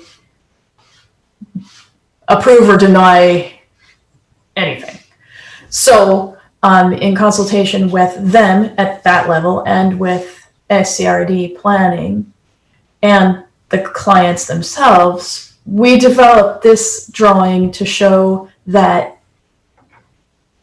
there's plenty of room for cars in this area to satisfy both our requirement, which is a total of, by bylaw, a total of 20 spaces, and still leave plenty of room for other things to happen. That's really all we were doing. We cannot propose striping. We can't really design a parking layout. There's no specific tools for that. And I do understand that there is a ditch or a swale or something that I think we couldn't even see because of blackberries. So if there's a place where this doesn't work, we can obviously modify it. But the point stands that we are adding a couple of spaces on site, which didn't exist before, and our total number of parking spaces hasn't actually, or technically required parking by bylaw hasn't actually changed. Okay, thank you. Wait, let me double check my numbers before I say that, but yeah. The total required by bylaw previously was 19, total required by bylaw currently is 20, but we're adding 2 spaces on site, so we're actually improving the situation by 1, as Yuli said earlier. Thank you. Thanks. Director Hills, did you have a follow-up on that, or you're good? Of the hands that are raised, are any of them questions that we've got the architect here that you want to ask the architect, or shall we put her back into the attendees area? Poof. Thank you. Thank you for answering the parking question. Director Pratt? Thank you, and thank you, Heather, for coming in to the meeting. A question I had was regarding the pathway, if that had ever been part of the discussion, and moving the pathway that dissects the property, moving that to the property line. Is that a question for me? Yeah, a question for you, and maybe a question for staff as well on. Because that may help to address some of the concerns around setback and distancing. So there's a couple of different factors in play there. First of all, that trail is Moti property. It's their jurisdiction. And so relocating it is rather challenging if we even want to take it on, because it's not actually ours to locate. Also, we were intending to maintain and preserve and restore these existing buildings. If we relocate the path, say to the north property line, we would have to tear down and rebuild the cafe building. And our heritage consultant has advised us that when you do that, even if you kind of rebuild as existing, it's perceived as a loss by the community. And we really wanted to make sure that we didn't generate those feelings. That actually brings up a question for me then. When I read this and I read reconstructed buildings, I read that as demolished and rebuilt in place. Not at all. But that's not actually what the plan is here. We're going to restore the existing, add, repair, bring it all together. Okay. Yeah. Thank you. Sure. Any other questions for the architect? Director McMahon, I see your hand up. No? Director Lee, I see your hand up. It could be easily, so if I could ask my question, make my comments and ask my question, maybe that would help. Go ahead. Okay. My first comments are that creation of the parking could easily be seen as an enhancement of a boulevard in front of private property, which is actually permitted under Modi. You can fix up your boulevard if you want, and they will do everything possible to leave it as there if they do any work. So had there been any discussions with the neighbors about actually working with you to create parking spots? Not specifically. I don't think we. I mean, yeah, we haven't had direct conversations with the neighbors about a collaboration on parking. Okay. My other comments is that signage and enforcement has been a problem everywhere, including in the dockhead parking. Mm-hmm. And I note in this instance that the parking for the SCRD wharf, or dock and wharf, I guess, is actually contributing to this problem. And of course the park is as well. Mm-hmm. It seems like it's a bigger problem than the store, and the store isn't making the problem any worse. We should probably be trying to find a solution. Well, we are trying to find a solution. I don't know what it would be though. But I can't see why this would be the proponent's issue. Actually, it's a bigger issue than the store that's there. So, and as well, I noticed that there used to be quite a nice little bridge over to Red Roofs, which facilitated foot traffic back and forth and actually would help with fewer cars being there, as would, of course, active transportation path on the sides of the roads. So those are all something that could be looked at, I guess. Again, though, definitely not the proponent's issue. So those are my comments. Thank you, Director Lee. Because we have the architect here, sticking with the questions for the architect, Director Hiltz, question for the architect? Yes, a question for the architect. It's the word historical that keeps coming to mind, and the drawings look like they're a representation of the historical aspect. So what is the role of heritage in this site, like from the proponent's point of view? Because for me, it's one of the things that keeps coming up in the community discussion. This is a heritage site. So from the development point of view, what was the intent behind that heritage, historic aspect? Thanks for the question. Heritage has been a very critical piece of this project from the first moment. We engaged a heritage consultant, Alana Zasplet, from the beginning. We have a statement of significance, but through the process with SCRD, we were advised to just focus on the proposal specifically and not try to make it a heritage revitalization agreement kind of project. But that's been a very fundamental piece of the work all the way through. So our drawings, I hope, are fairly clear on it, but I could show you if you wanted me to. You probably already have them. That basically all the architecture that's blue in the drawings is the existing structures restored and repaired and brought back to, brought up to current code and all that.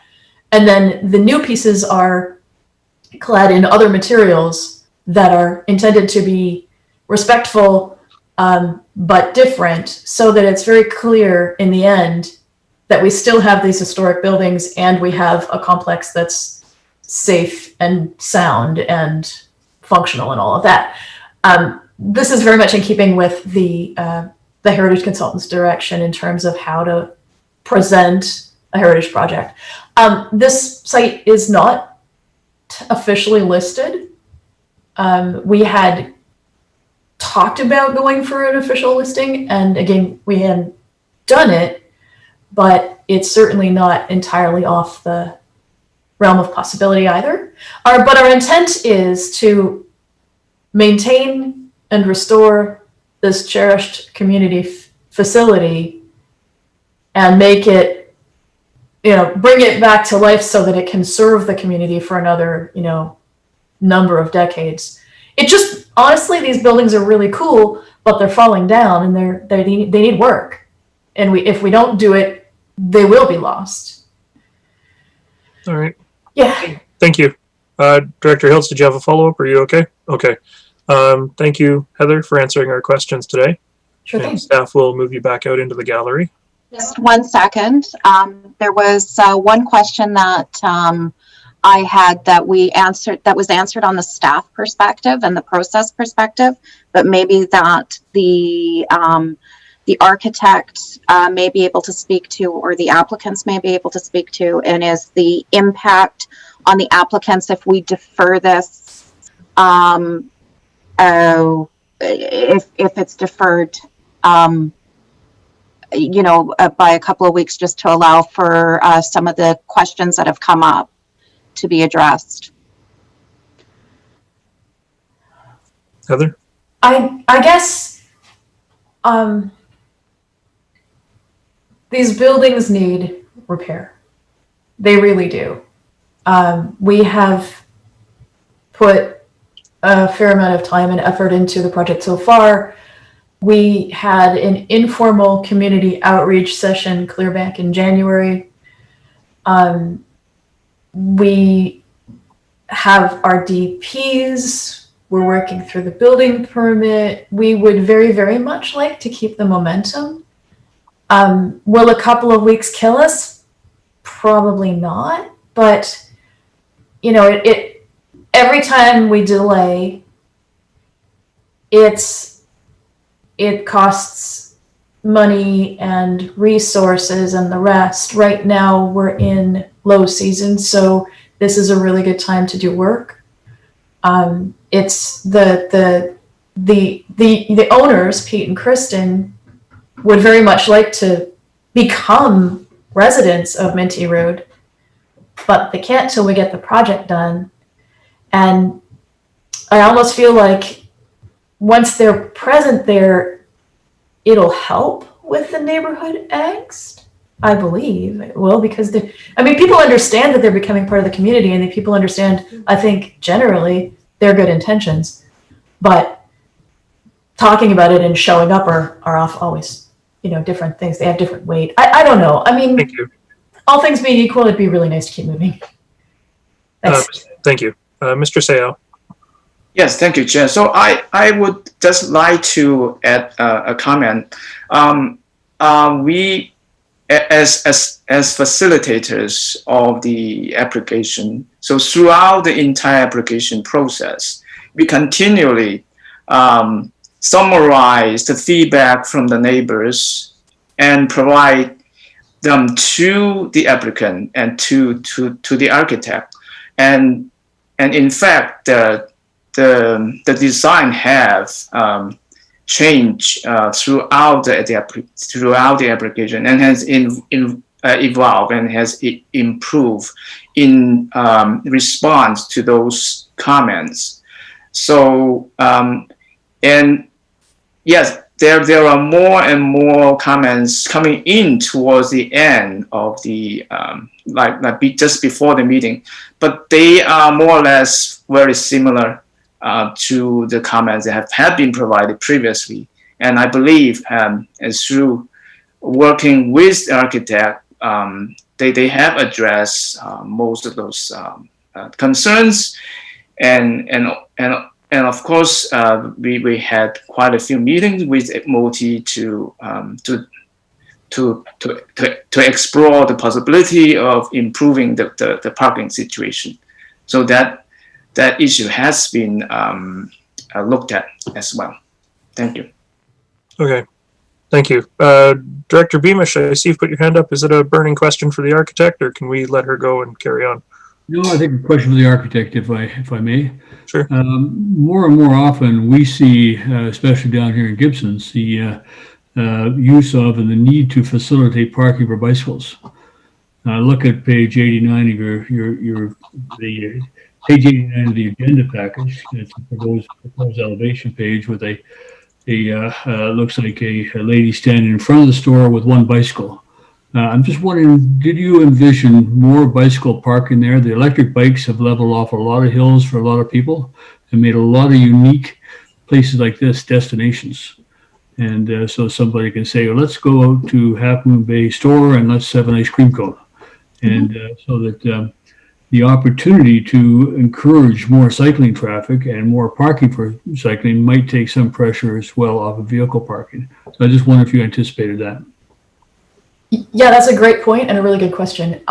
We do have, what we're showing on our plans right now is kind of a hitching post, because we know that people come on bikes, people also come with horses and so on. So along that spot where you saw it in the rendering, we've got just a long bar that you could pretty much attach anything to. But we would be very happy to add more bike parking, especially if that would help people with the numbers. I'm doing something similar in City of Venn, where we don't have car parking, but instead we have the right number of stalls for bikes. And that's absolutely a possibility here. Great, thank you. Okay, no more burning questions for the architect. I'm going to ask staff to move you back out. Thank you very much for your time. Thanks. All right, Director McMahon, I know you've been very patiently waiting your turn. So. Thank you so much. And by the way, the day that I was there, there was a whole group of cycle tourists at the store, and they were looking for a place to park right in the area where I was trying to park my car. So, yeah, I get it. This conversation, if this was a 7-Eleven, we would be having a different conversation here. But it's a beloved landmark and gathering place for the community, and there's a lot of anxiety in the community around this redevelopment project. So I kind of get that. So while it would be nice to move it forward, I wonder if we shouldn't take a little more time to make sure that people are clear on the process. They're clear that they're being heard, and they get any clarification that they need about the jurisdictions, because, you know, typically people do not understand that the SCRD doesn't operate roads and we're not responsible for parking. So that doesn't mean that we can't advocate, because that's one of our strategic objectives, is to advocate. And whatever we can do to address some of the community concerns, even some of the ones that are a little outside of our jurisdiction, you know, would be nice to do. That's me. All right. Thank you. Director Pratt. Thank you, Chair. So I appreciate that, and I have confidence that staff has summarized the comments. I brought forward my concerns because those are the ones that are getting brought to me by the community, that they feel that that some of them aren't being heard. So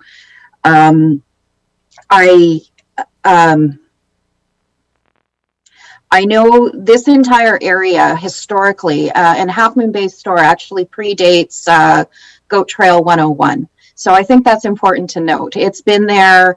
It's been a store that was primarily accessed via the water. Half Moon Bay, the pier at Half Moon Bay used to be a dock for the Union steamships. There's the entire area in Half Moon Bay used to be industrial and commercial, with a log dump, with all kinds of tourist activities going on, with camping, all the way through to where Cooper's Green is now. And now it's primarily residential, with only, you've got the Half Moon Bay store as a commercial entity, and which is, I will add, is also going to be a residential home for the applicants. So they will be within this community and living within here within the next few years after the store and the home is properly developed and safe for living in. So it's this is once again, and I mean, we talk about other things later in the agenda about you know, boat ramps and that kind of thing, and we have a community here that used to be very commercial and industrial that has now been gentrified and is primarily residential, yet there is still one commercial entity in here. I know that the neighbors they have raised some concerns, and we were receiving emails. I've even been receiving emails this morning about people that feel that their concerns have not been addressed. So I do think it is prudent from a governance standpoint to take a step back, to maybe defer this to a future meeting sooner rather than later, to make sure that we have covered off the concerns that have been raised, and make sure that they're that the applicants have heard them, because I do know that that their neighbors have not, a lot of their neighbors have not gone in to speak with them. So and I know that from both sides. I know that from the neighbors, and I know that from the applicants. So I would look to staff, when would be the next time that we could bring this forward, and what would be a process for deferral? Like, what would be a process between now and then? Would we have implications around, if we do defer this, do we have to re-notify the community that is coming up again? Do we have to go through that statutory process of the at least 10 days prior, according to the Local Government Act, or has notice already been considered served? Sherry, I see you've unmuted yourself. Yes, thank you, Chair. So I'm going to refer back to planning with respect to an additional notification, but what I will confirm from a scheduling perspective is the next possible committee meeting it could be on, theoretically would be the Corporate and Administrative Services Committee meeting, which meets on November 26th. However, I do want to flag that I'm looking at that draft list of items on that agenda already, and it's quite full with budget and financial related reports. So there's an option to put it there. Following that, the next available committee meeting would be planning and community development on December 10th, the last board meeting for this year where we could adopt those recommendations would be the December 10th board meeting. And then beyond that, we're looking at 2021. Okay. And if this were, because any recommendation that we bring forward, so if this recommendation comes forward, it would be going to November 26th anyways? Yes. From this meeting. Okay. And maybe if planning can, if GM Hall can comment on the statutory notification. Go ahead, GM Hall. Thank you, Chair. Staff will ensure that if an additional notification is required, that it's made. I'm not actually sure of the answer to the question, but we'll, as we always do, we will strive to meet all required processes. Thanks. Thank you. Director Pratt. I don't have anything further right now. Okay. I just don't know if any of the other directors have anything to say. Okay. Director Hiltz. Thanks, Chair. If there's a motivation to defer it, what directions would be given to staff? I guess is between now and when it comes back. That's what I'm just trying to specify for them. Sorry, can you clarify that, Director Hiltz? Are you looking well, there's this talk about assembling more data and representing the report. Is it a representing of the report, or is it a consultation with the community? I'm not exactly sure what they would do between now and then. That's what I'm not quite clear on. I suppose that would be up to whoever wanted to move a motion to defer, but GM Hall, I saw your hand up there. Well, thank you, Chair, and appreciating that the committee has a number of considerations at the current moment. What staff is hearing is that clarity on a number of the themes that have emerged from those comments received from the notification, and it's my impression that there are a number of consistent themes.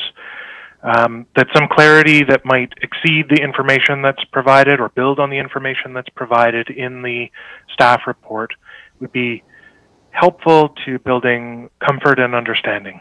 And so I think regardless of whether there is a deferral or not, if I am inferring that correctly, and I'm sure that we will hear more feedback after the meeting, regardless of the committee's decision, and also that the applicant may have some thoughts as well. And I take note of the area director's comment that the applicant wants to be a valued member of the community going forward. So they're obviously looking to build support and harmony.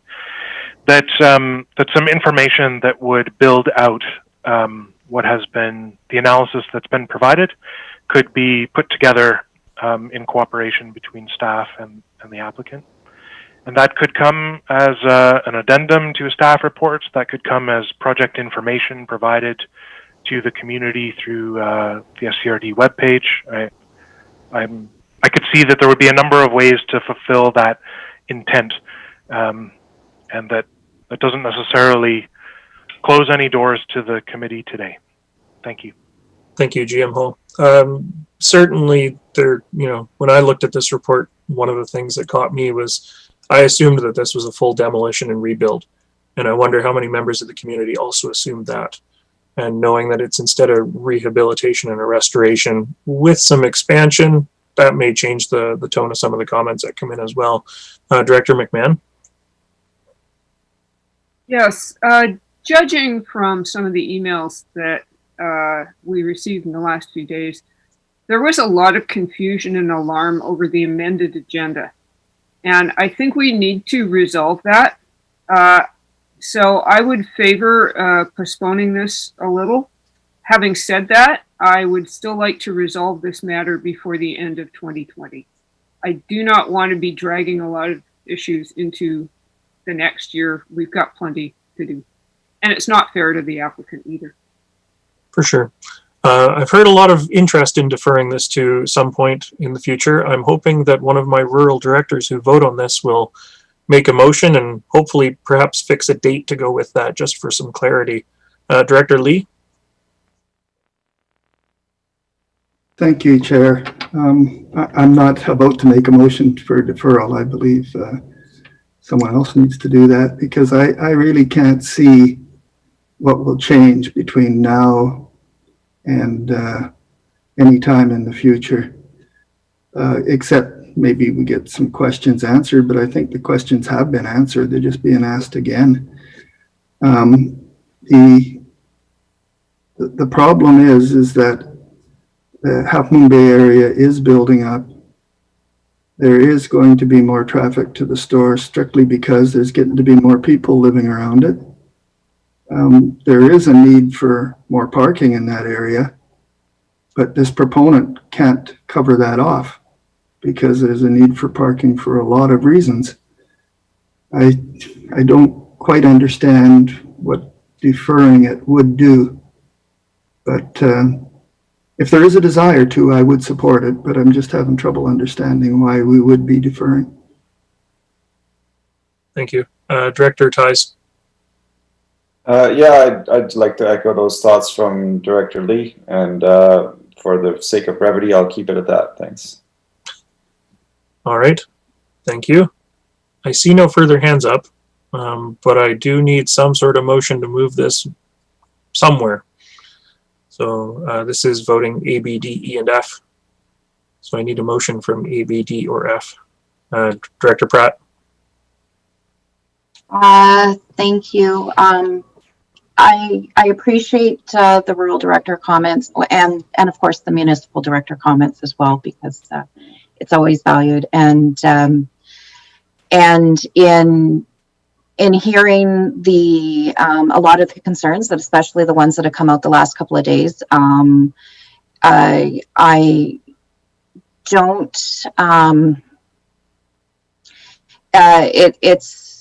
I don't know if materially anything will necessarily change in the report.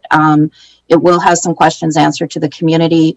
It will also, there's an opportunity to share the community concerns with the applicants, the concerns that have come in the last couple of days, whether or not they're similar or not. It's important for the applicants to know they want to be good neighbors. I do know this. They want to be part of the neighborhood. So I think in deferring it to December with an eye to bring it to the December board meeting as well. So I think what that does is it gives plenty of time for neighbors to talk to neighbors. So for the neighbors to talk to the applicants, and the applicants have they have the documentation. They're there in the store. They're certainly available. But I would, I think it's really important for neighbors. We have good neighbor guidelines for a reason. And I think it's really important to speak to one another about what is going on. So I would move to defer this to the December 10th board meeting. December 10th PCD with a recommendation to come to December 10th board. Okay. I see a seconder. Director McMahon, did you want to speak to the motion? Yes, I did want to say that these are very anxious times for a lot of people. There's a lot of stress in the community right now. It's difficult to talk to people when you're supposed to be isolating and when you're wearing masks. You don't have the quality of conversation that we would like. We can't hold a neighborhood meeting. It limits us. So I'm in favor of taking a little bit more time to get everybody a little closer to their comfort zone. All right. Thank you, Director McMahon. Seeing no further hands up, I'll call the question. All those in favor of deferral? All right, that's carried. Thank you very much. It is 11:33. Do we want to take a 10-minute break? Come back at 11:45? Okay, thank you.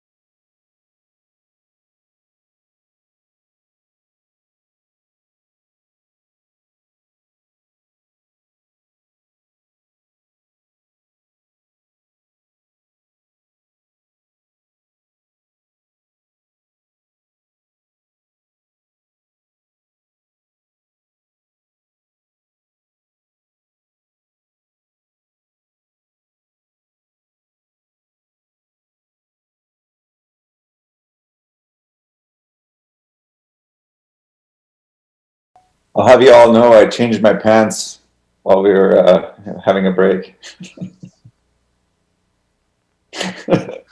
Wasn't that stressful, Andreas? I know.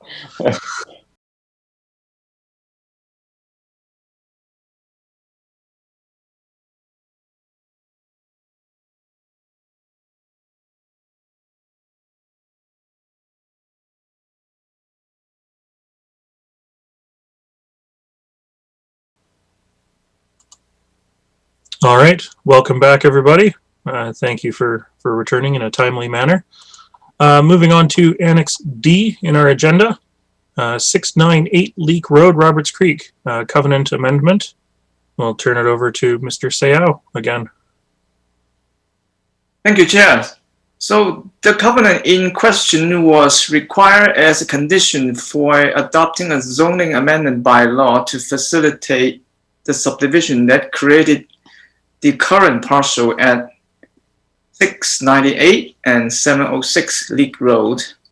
And upon receiving a request from the property owners, staff have reviewed the covenant in light of SCRD's bylaws and policies and the Agricultural Land Commission regulations, and concluded that the Section 3 of the covenant with respect to the reservation of 3,000 square meters of the parcel to be used exclusively for farming is unnecessary, and the removal of this restriction will have no impact on land use, zoning, or the agricultural use of the property. So therefore, based on this analysis, staff recommend the removal of Section 3 of the covenant. Thank you. Thank you very much, Yuli. I noticed that we do have Terry Youngman, the applicant, in the gallery as well, if we have any questions for them. Director McMahon. Yes, normally I'm a big defender of agricultural uses of land. So I did look a little into the history of this parcel in previous staff reports, and having done so, I feel pretty confident that staff are making a good recommendation and I can support it. All right. Thank you, Director McMahon. Any other directors with questions, comments? Director Ties. Yeah, thank you, Chair. I think I'll just move staff recommendations as presented. Thank you. Is there a seconder for that? Seconded. This is A, B, D, E, and F. Seeing no further hands up, I will call the question. All those in favor? All right, that's carried. Thank you very much. Moving on to Annex E, Gibsons and District Aquatic Facility reopening report. As I find my report, I don't know who would like to speak to it, but they may go ahead. GM Hall. Thank you, Chair. We're just, Graham Dawn, Manager of Recreation Services, is just joining us. Perfect. Welcome, Mr. Dawn.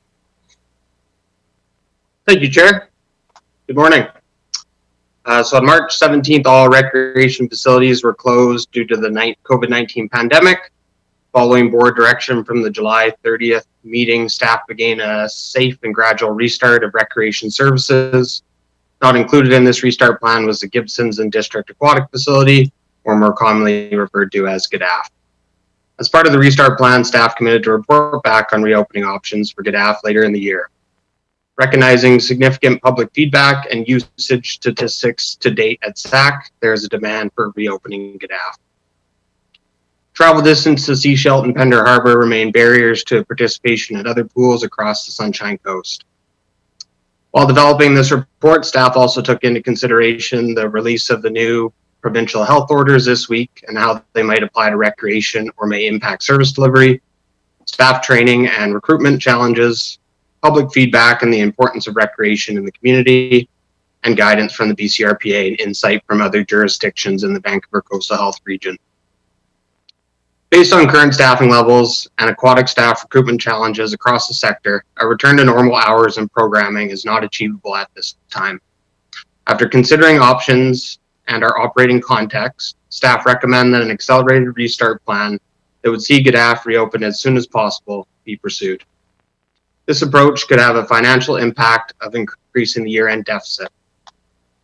Although the number of variables, including timing, make forecasting with a high level of confidence difficult, an optimistic timing scenario of an early December reopening would yield a potential deficit increase of $22,500.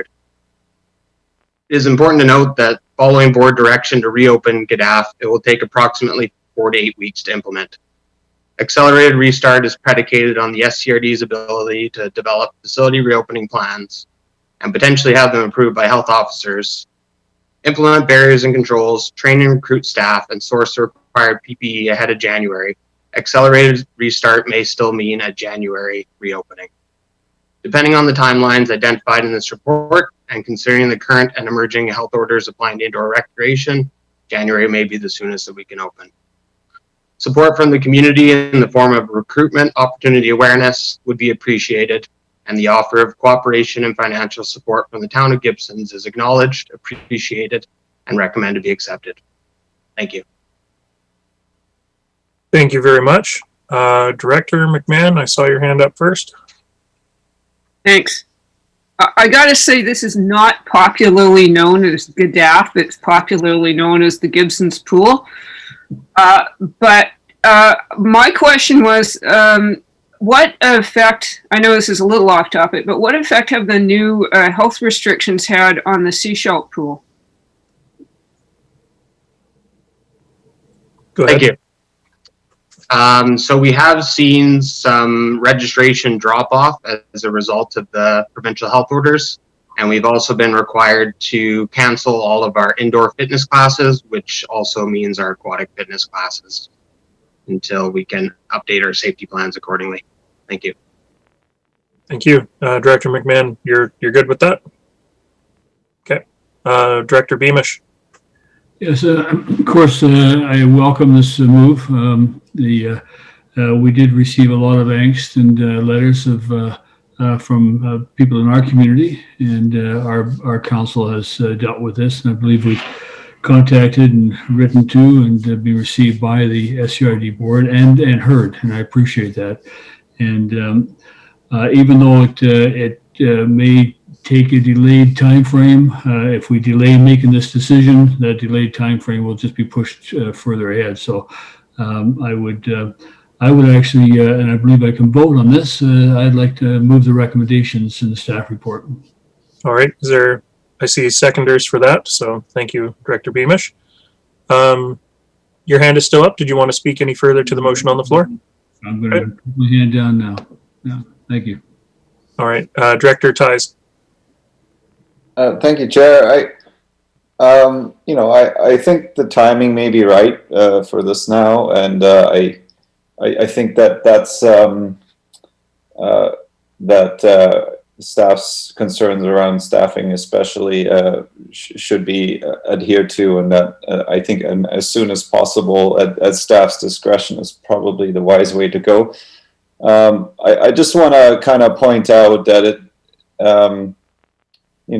if we got 100 letters of complaint, and yet if we asked those 100 people whether they'd be willing to pay $220 each to have the pool reopened, because that's the forecasted deficit addition if we open it in early December, then they would have probably all say no. And yet, the only people policing our budget, because it's so difficult to police or it's so difficult to make people understand it or to get engaged with it, is us. And that means that we have the enviable task of actually making those financial decisions while only hearing from one side of the story. And that's something that I'm struggling with. And as I said, I think the timing may be right. I am certainly happy to say as soon as possible. But that being said, I would just be in favor of doing a January reopen just the same. Thank you. Thank you. Director McMahon. Yes. I think we made the prudent decision. given that this is a small facility predominantly patronized by seniors, and indeed we are now in the middle of the second wave of COVID. That said, we're all trying to find some balance between safeguarding public health and providing opportunities for people to exercise and socialize in a safe way. It would be nice if we can have as many facilities as possible open over the Christmas break, because this is going to be a really difficult holiday season, I think, for everybody. Most of our normal activities just aren't going to be possible. So if we can do whatever we can to make options available for families over Christmas, that would be super. I'm happy with staff's recommendations. At the time they made them, it looks like the Seashell pool was almost at capacity, so it made sense to open the Gibson's pool to address the capacity issue. And let's hope for the best, everyone. Thank you, Director McMahon. Certainly I can appreciate your comments, and we are certainly in a different position than we were in September, and we know more about how these places need to operate and what measures need to be put in place. So, Director Beamish. Yeah, I'll echo Director McMahon's comments. I think holding simply to a January date, simply because that was the date that we had originally intended, would be inappropriate given the circumstances, and with Christmas break coming up and opportunities for youth to be in there, and continuing opportunities. So the need for seniors use of the pool has not diminished, only become greater, in fact, with the need for the socialization. A lot of people are feeling very left out and very isolated during this period, and that was an important place that seniors in our community socialized. And in terms of the money, I think our residents would say we pay the same taxation for recreation that everybody else on the coast pays, and that we're not asking for anything more than to have the service. In fact, we're offering more to make it happen. So thank you. Thank you. Director Seegers. Thank you. I agree with Director Ties. We are the ones in the end who are going to answer for whatever we spend, and that's not the whole picture here. We are looking at supporting the community, and I actually want to commend our staff, because these ground rules are changing constantly, and you're having to react to those, not only in keeping the public safe, but also our staff safe, because they're operating in this environment, again, with continually changing rules. So I just want to commend you for all the work you're putting in, and how you are creating an environment where people who are coming to use these facilities actually recognize that it is a safe environment to be in. So that's it. All right. Director Pratt. Thank you. At the risk of sounding, why am I talking? I would just like to reiterate the other comments that have been made. And we are in a quickly changing environment right now. I mean, as we saw on Saturday, as we canceled events and uncanceled and recanceled, as we heard the new provincial health order for our region,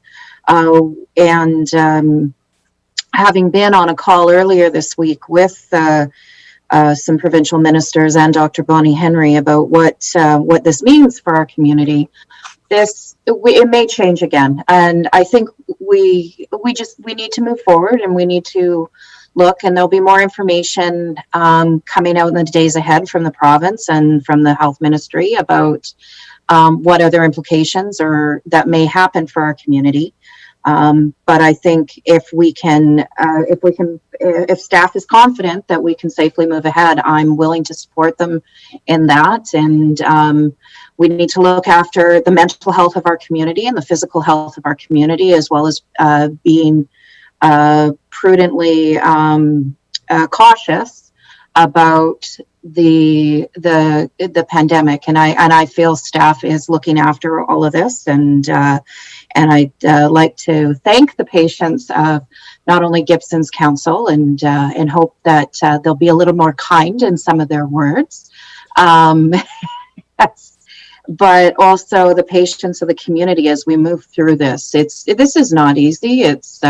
We're all under new ground rules here, and they change quickly. So I'm happy to support this going forward. Thank you. Just before I go to Director Hiltz, I just wanted to chime in with a couple comments, and certainly this will see us with only one facility remaining at reduced usage, which is the Seashell Arena, of course.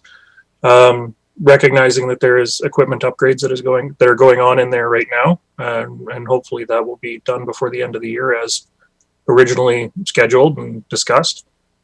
Some communities are still struggling with what they should be opening and what they shouldn't be opening, and our staff have seemed to be very resilient in terms of the community outreach, the words of in favor and also against the directions we've taken. And I just wanted to take a moment to acknowledge that. There are recreation staff in other jurisdictions in the province that haven't been treated as kindly.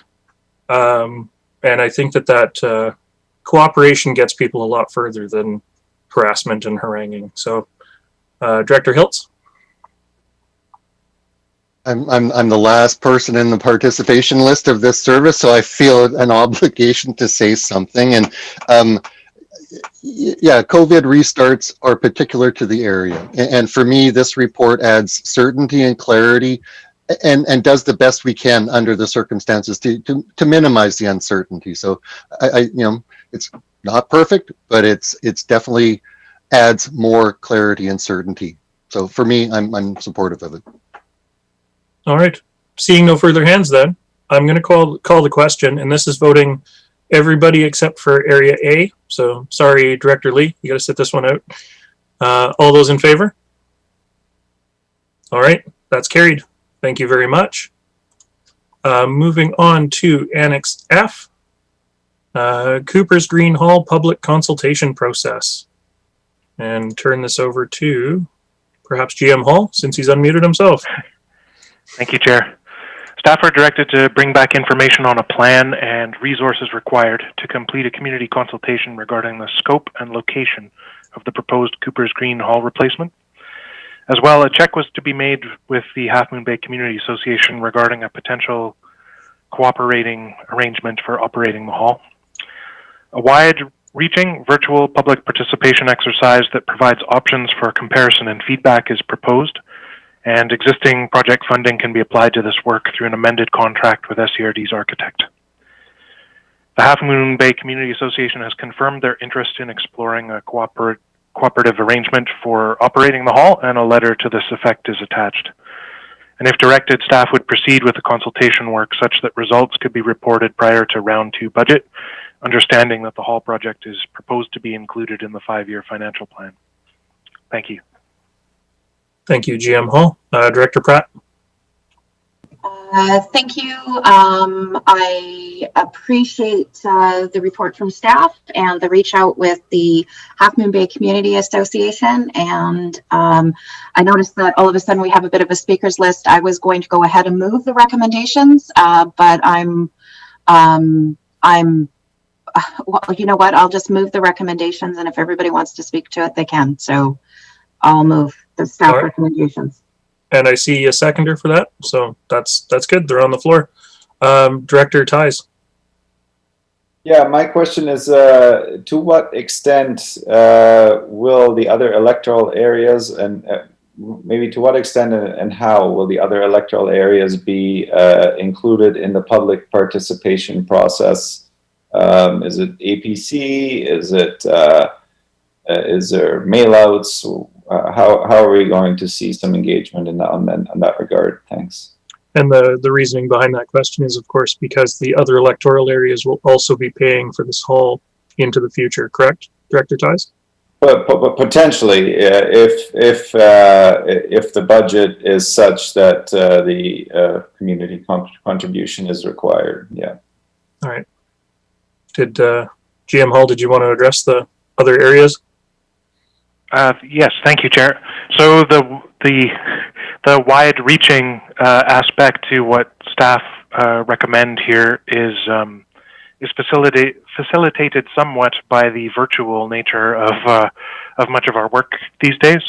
And so in promoting opportunities for input, staff would ensure that it's made clear that this is a community parks system project and asset, and that input from everyone is invited. And that has occurred throughout this project, but as noted in the staff report, the project affects different people in different ways. And so staff will not be surprised if the majority of input is centered on the Half Moon Bay area, with sort of radiating rings of levels of participation. But in answer to the director's question, we would strive to make it clear that everyone is invited to participate and provide input. Thank you. Thank you. Director McMahon. Yeah, I'd like to commend the Community Association for stepping up, because I think having them operate the hall is a great idea, and I hope that partnership can work out. I realize that the community has been waiting on this project for a long time, and for that reason, we need to try and move it forward.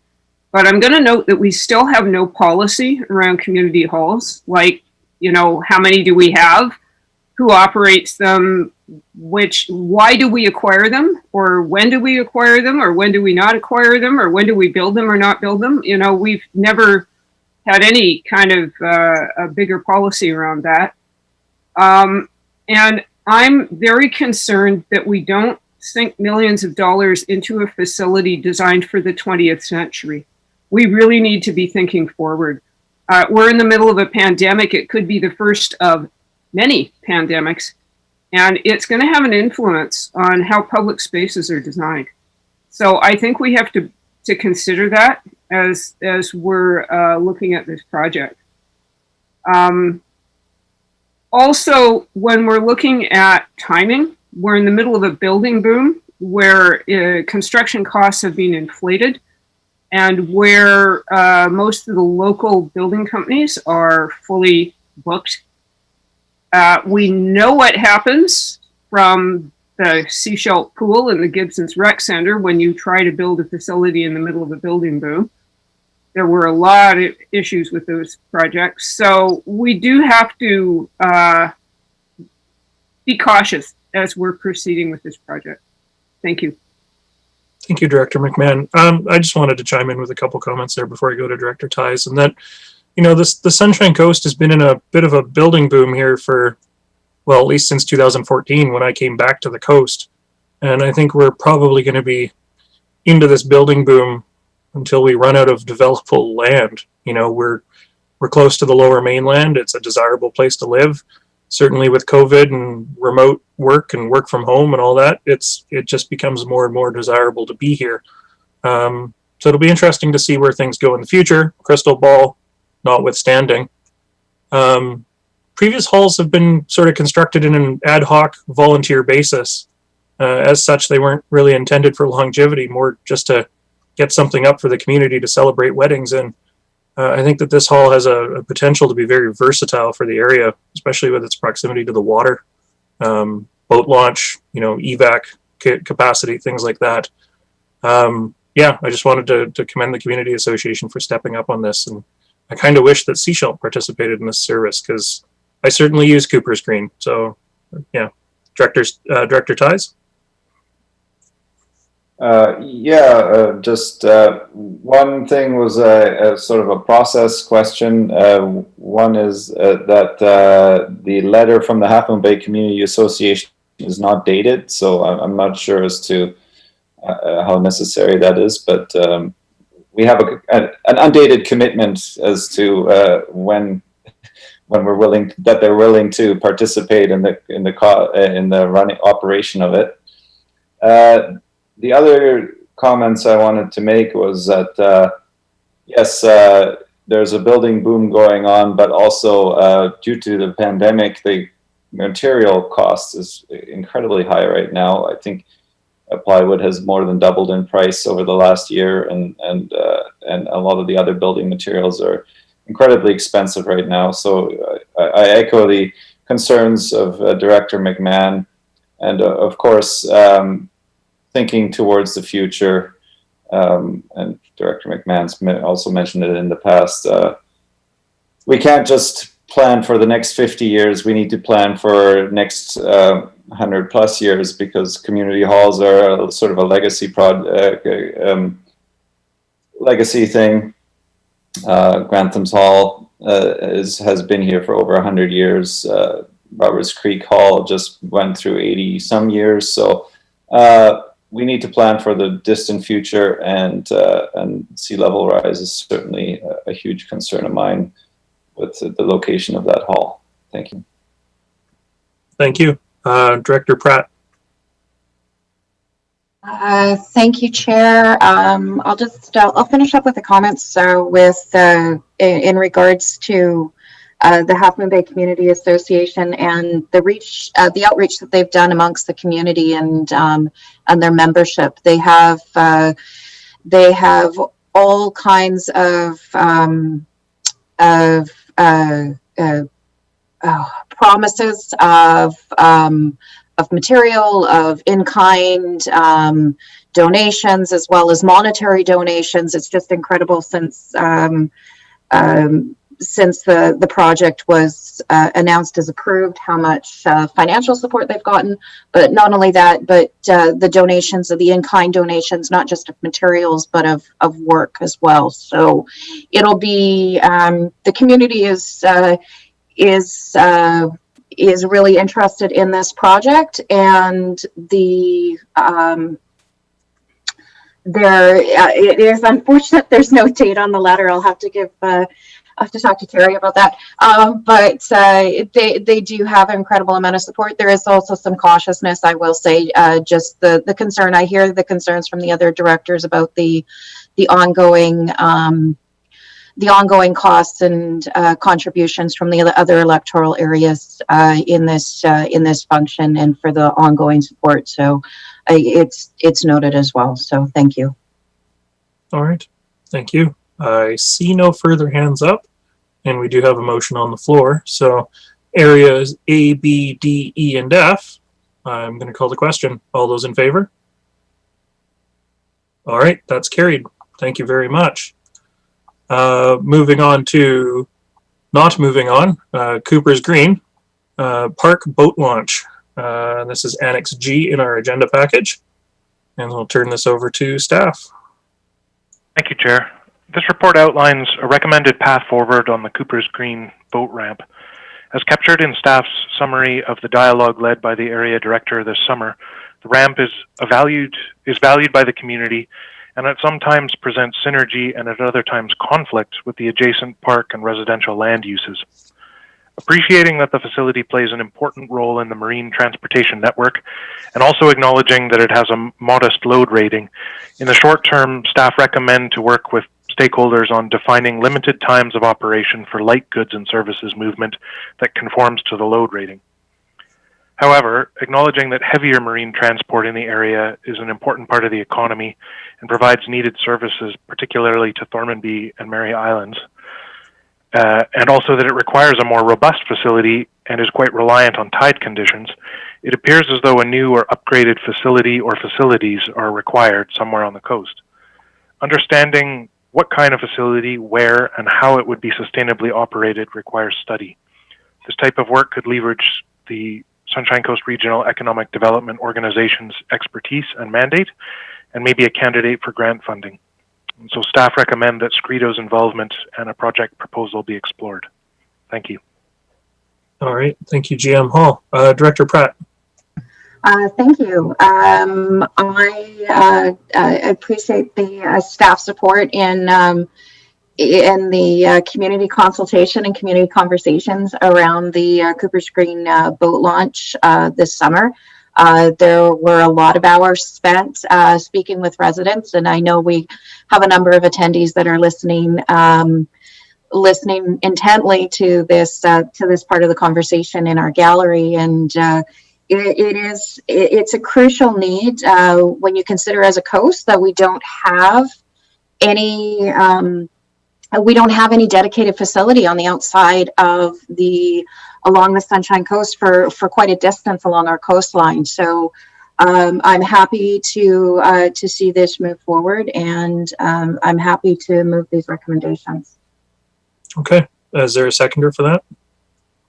First? Seconded. Thank you, Director McMahon. Director McMahon, I see your hand up.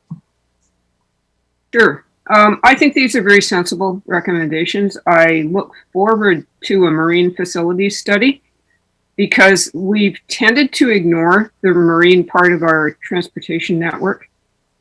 The challenges that we face right now around boat ramps and ports and docks are not unique to the Sunshine Coast and the offloaded federal wharves. And I'm hoping that there would be some wider collaborative opportunities with other communities in the Vancouver Island and coastal communities region who are facing very similar challenges, because we're all trying to deal with aging infrastructure, changing transportation patterns, and climate change. And we need a big rethink of how we do things. Thank you. All right. Thank you. Director Ties. Thank you, Chair.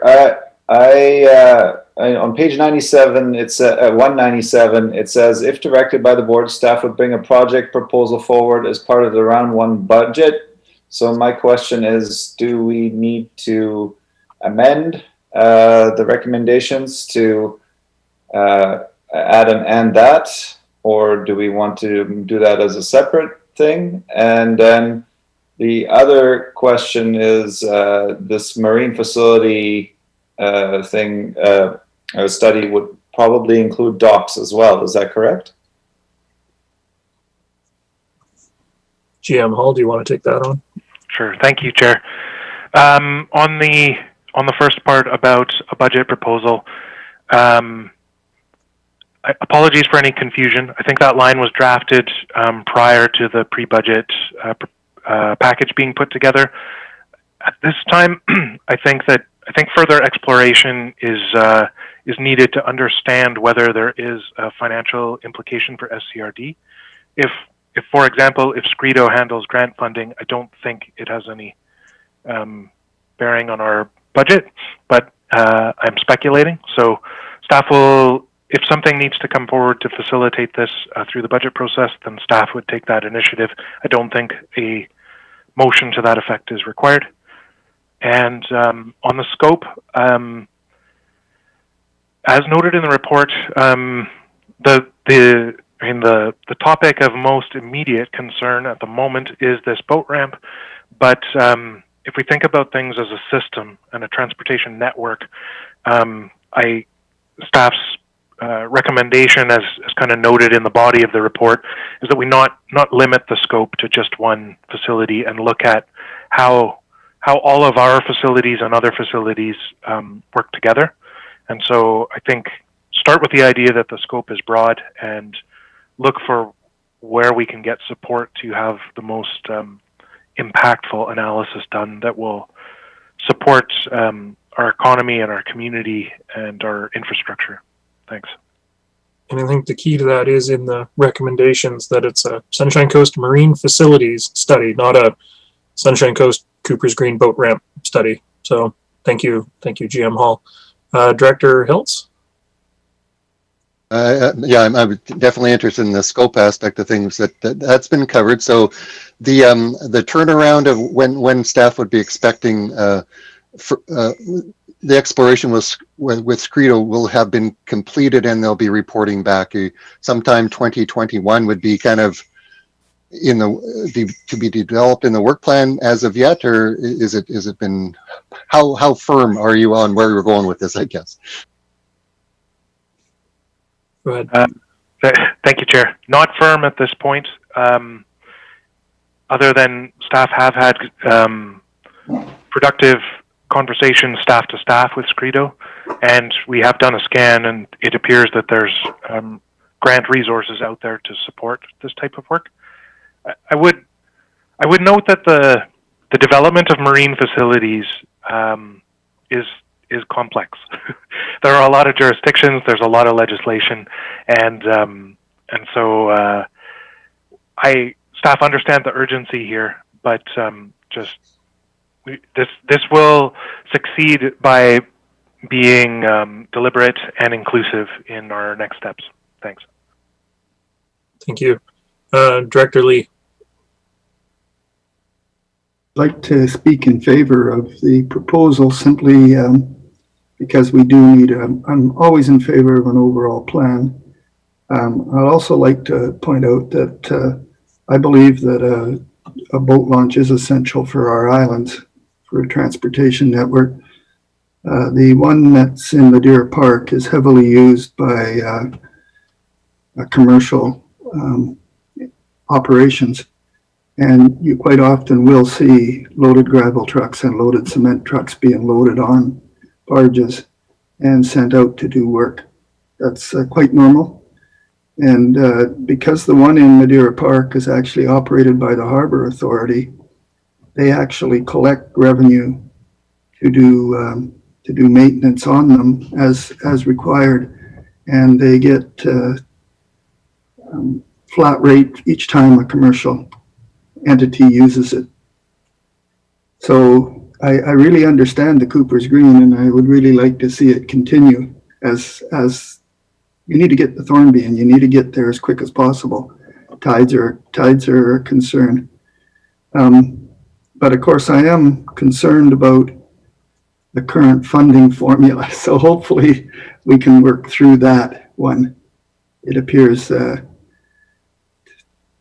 I'd be interested, for instance, how Sea Shelt runs theirs. They have one there that they use for the same kind of stuff.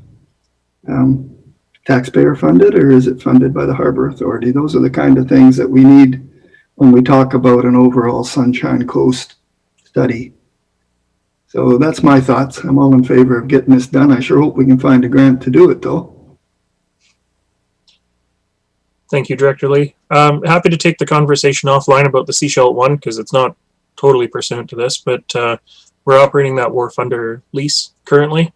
So it is still technically federal infrastructure, although they have expressed, Small Craft Harbors has expressed interest in divesting. So it's going to be part of a bigger conversation going forward.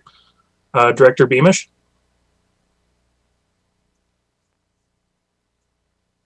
This issue affects all our communities, including Gibson's. We have a ramp.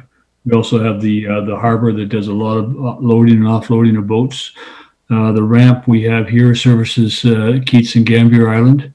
One of the issues we have is one of the barges that are stored in our harbor area, and the environmental impact around that. And we're going to try to discuss that shortly in the community. So if there's looking at a overview for Sunshine Coast Marine Facility Study, I think you should consider the importance of the Gibson's harbor as well, because of the service that it provides to the islands at this end of the Sunshine Coast. So we need to look at that. Okay. Thank you, Director Beamish. Seeing no further hands up, I'm going to call the question on the motion on the floor. Voting A, B, D, E, and F. All those in favor? All right. Opposed? Director Ties? Nope, I was just late to the party, sorry. Okay, thank you, Director Ties. Moving on to Annex H in our agenda package, Dakota Ridge snowmobile replacement and UTV repair options. I don't know if Mr. Adams is going to be joining us, or if GM Hall will be speaking to this. Thank you, Chair. We have there we go. We have Park Superintendent Kevin Clarkson with us by phone today. All right. So this is IT here. I can't forcibly unmute Kevin, so I'm going to have to ask him to punch in, I believe it is *6 on his phone to unmute himself. Thank you, IT. I was trying to remember that myself. It's *9 to put your hand up virtually on a telephone. So.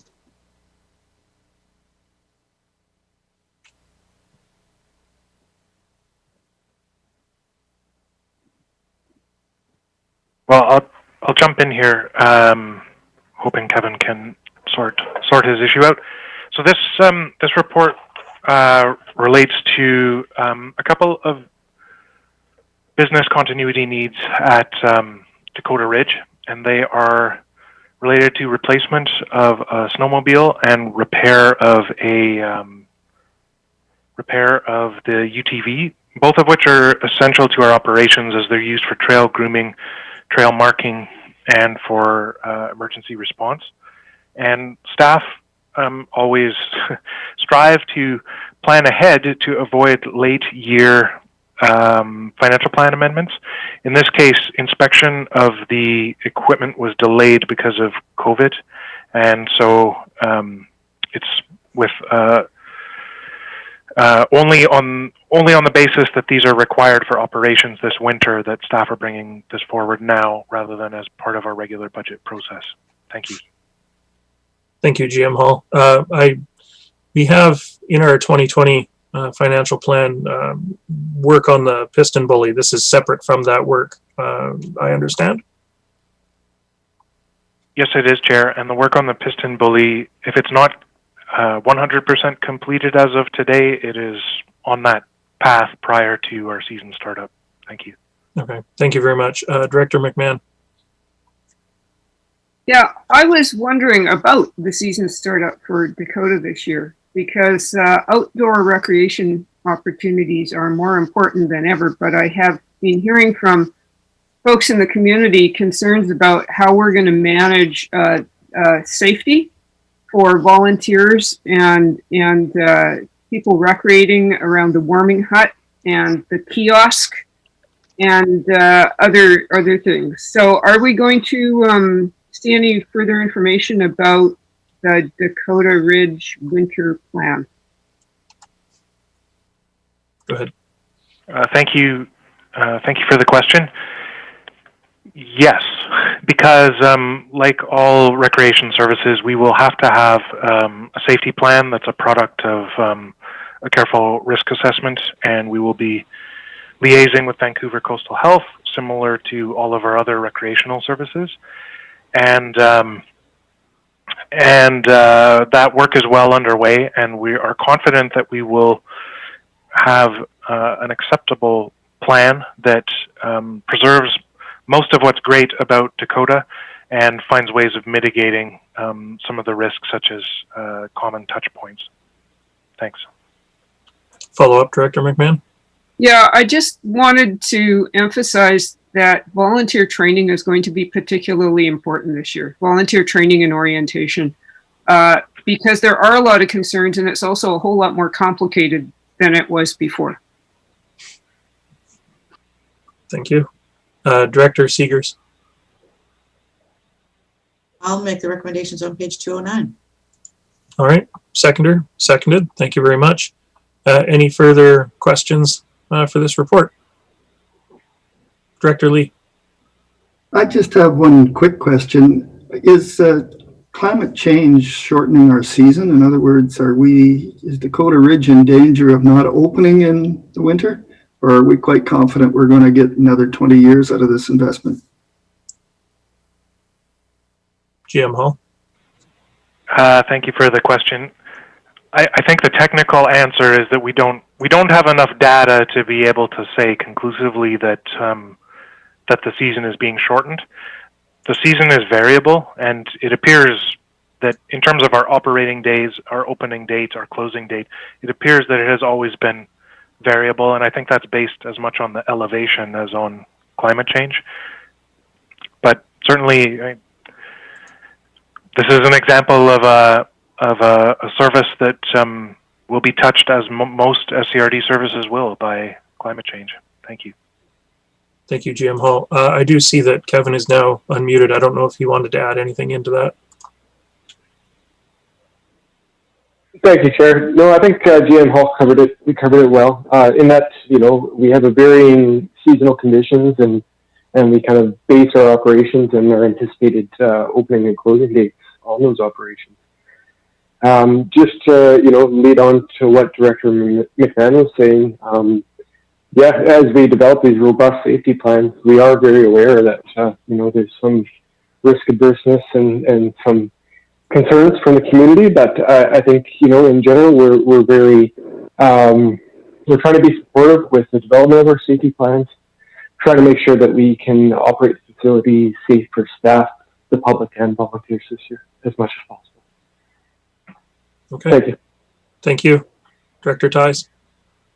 Yeah, I'd like to move the recommendations as depicted on page 209. Director Seegers beat you to it. They're already on the floor. Oh, nope. So I will call the question then. This is voting all. So all those in favor? All right, that's carried. Thank you very much. Moving on to Annex I, Seaview Cemetery additional columbarium purchase. Kevin, are you speaking to this as well? Yes, thank you, Chair. SCRD services at Seaview Cemetery include providing clients with options for burial plots. Caskets and cremated remains are incurred in a park setting. Columbariums provide options for a resting place for a loved one's cremated remains in an above-ground granite vault with individual niches. Currently at Seaview Cemetery, SCRD has 2 columbariums that consist of 24 cremation niches each, for a total of 48 niches. Following an unexpected recent surge in demand for these niches, there were 5 sold in 1 week in September of this year. The remaining supply is now 6. This is less than 1 year's supply based on historical sales. Based on the supply remaining, the lead time for installation and potential for service disruption, staff are seeking approval to proceed with the purchase as soon as possible. Expansion would provide an additional 24 niches anticipated to be at approximate 3 to 4 year supply. The estimated cost for an additional columbarium is inclusive of about $24,000. Operating reserves are in place to support the development of sales niches, fully recovering the capital. Staff don't generally bring forward such requests late in the year and outside a budget process. However, this case is based on lead time and a strong desire to maintain service continuity. The request is now being made for that reason. Thank you very much. Thank you very much. Director Seegers. I'd like to move the recommendations on page 212, and I'm wondering if we should also have a recommendation in here that it be forwarded to the November 12th board meeting. And I'd look to staff for direction. I'm willing to put that in if that's what they'd like. GM Hall. Thank you for the question, Chair. If the committee has comfort with that, staff would certainly welcome that for business continuity reasons. Thank you. Okay, I will move that recommendation with that addition. All right, and I see seconders for that, so thank you. Director Ties, did you have a question? Yeah. Well, first of all, I thank you, staff, for telling me what a columbarium is, because that's the first time I've ever seen the name. And it's interesting that they're so popular. Yeah, just to clarify that those $24,000 will be recouped from the sales of those plots, I'm guessing. Go ahead, GM Hall. Thank you. And yes, the director is correct. Thank you. Okay, thank you. Seeing, Director Hiltz. Just under the wire, Director Hiltz. This is a unique service to this cemetery and largest operating cemetery on the coast. There are still other ones that are they privately operated? Like, are we talking like church? Other places where people can be laid to rest. I'm not sure if it seems like the SCRD is the principal game on the Sunshine Coast. whoever, Kevin Yes. or Mo. Yes, Chair, the director is right. SCRD also operates Elphinstone Pioneer Cemetery, and I believe there's at least one private cemetery operating on the coast. Thank you. Thank you. Director Lee. There is one private cemetery up in Pender Harbor. It's called Forest View. It's out on Francis Peninsula. The other cemetery here is in Kleindale, and it's operated by the SCRD, but in fact it's closed. It's a grass cutting thing only. And there is a third cemetery here in Pender Harbor that we're trying to get located exactly, and it's actually in First Nations reserve that we're interested in working with them to get it marked and understood. So those are the three in Pender. Just thought I'd take that opportunity to bring everybody current. Thank you, Director Lee. I see no further hands up, so I'm going to call the question, and this is voting all those in favor. All right, that's carried. Thank you very much. Moving on to Annex J, Communications Plan for Step Code Implementation. Thank you, Chair. I'll introduce this, and then we also have Chief Building Official Alan Whittleton, who will be joining us in a moment, I believe, as a resource if needed. So SCRD, in lockstep with other coast local governments, is supporting our building sector toward implementation of the province's step code. Bylaw amendments are scheduled for consideration of adoption this month. As an informational update to the committee, staff are sharing that a communication plan focused on awareness and capacity building through links to the Energy Step Code Council has been prepared, and also that Scredo has been contacted. Thank you. Thank you. I see that this is an update just for information, so nothing specific to take action on, but Director Ties, I see your hand. Thank you, Chair. Yeah, I've been attending the heat pump implementation group in the Climate Caucus, and there's a certain need to get more awareness and participation on behalf of the builders on the coast as well as the public, so I'm wondering, since we're doing an awareness and participation initiative, whether those two could be rolled together to a certain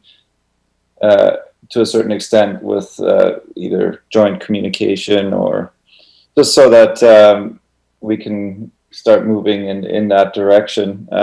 It may be a little bit premature to do that, and we may also be throwing out mixed messages, but I thought it should at least be mentioned, and maybe staff can provide some comment on that. We certainly could entertain joint communications regarding that. At this point, it's not part of what we are planning to share with the public, but it certainly could be. Thank you. Director McMahon. I'm happy to see all the local governments getting together on this. This came up at the Scredo meeting the other day, and it was pointed out that since Step Code is a provincial initiative, they should be resourcing us for the rollout. So any possible assistance, resourcing, whatever that we can get from the province on this would be very welcome. As far as I know, the province hasn't offered any funding. There won't be a lot of cost as far as implementing this. There is education available through the Energy Step Code Council that we will be trying to share with all the participants, but no direct funding that I'm aware of. Thank you. I just wanted to challenge that too, because building codes have been around for a very long time, and very, very, very rarely are they actually additionally resourced by, the higher ups that implement them. So, Director McMahon, follow up. Yeah, I was wondering, these provincial materials that are produced often do not take into account the situation in rural areas in terms of, you know, availability of professionals or availability of specialized equipment or supplies or anything like that? Do we have any issues around that, or do we know? We're not exactly sure. We do have energy advisors that are willing to come to the coast and work, and we understand there are a number that are number of local people that are trying to get their certification so that they can help it out as well.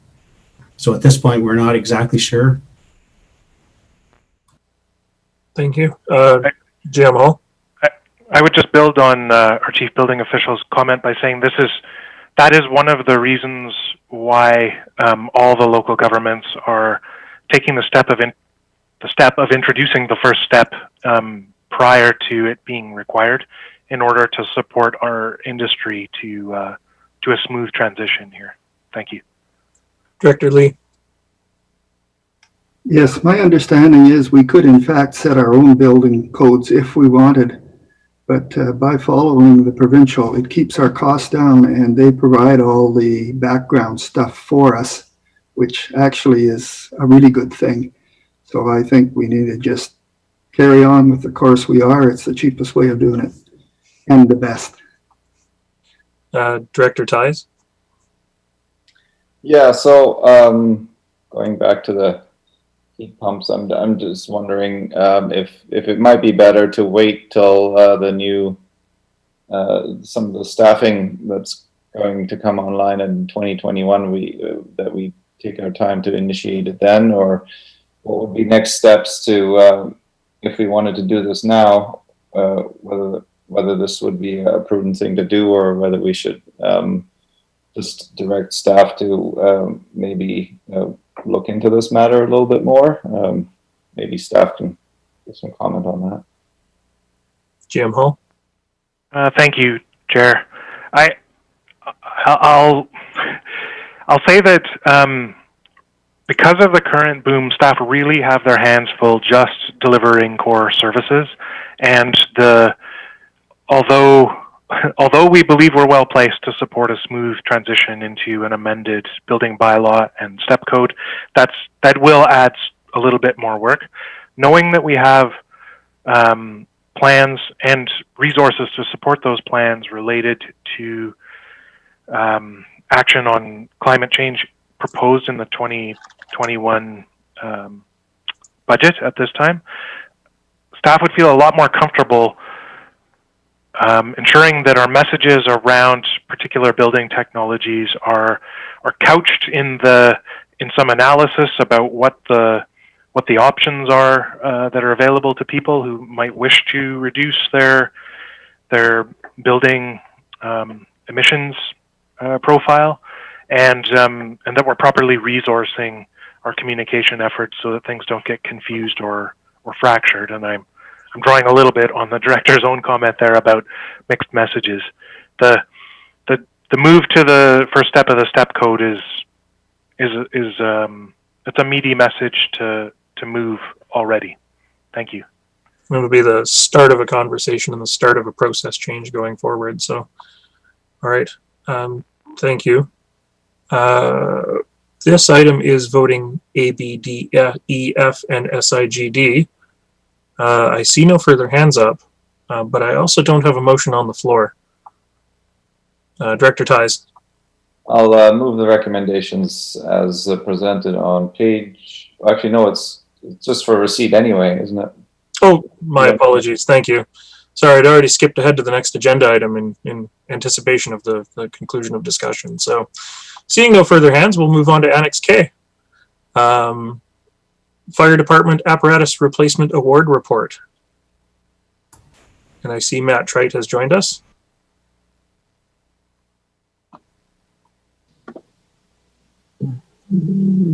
Yes. Can you hear me okay? We can hear you just fine, Matt. All right. Thank you. So yes, we have an award report for 2 fire apparatus, one for the one for the Half Moon Bay Fire Department, one for the Gibsons Fire Department.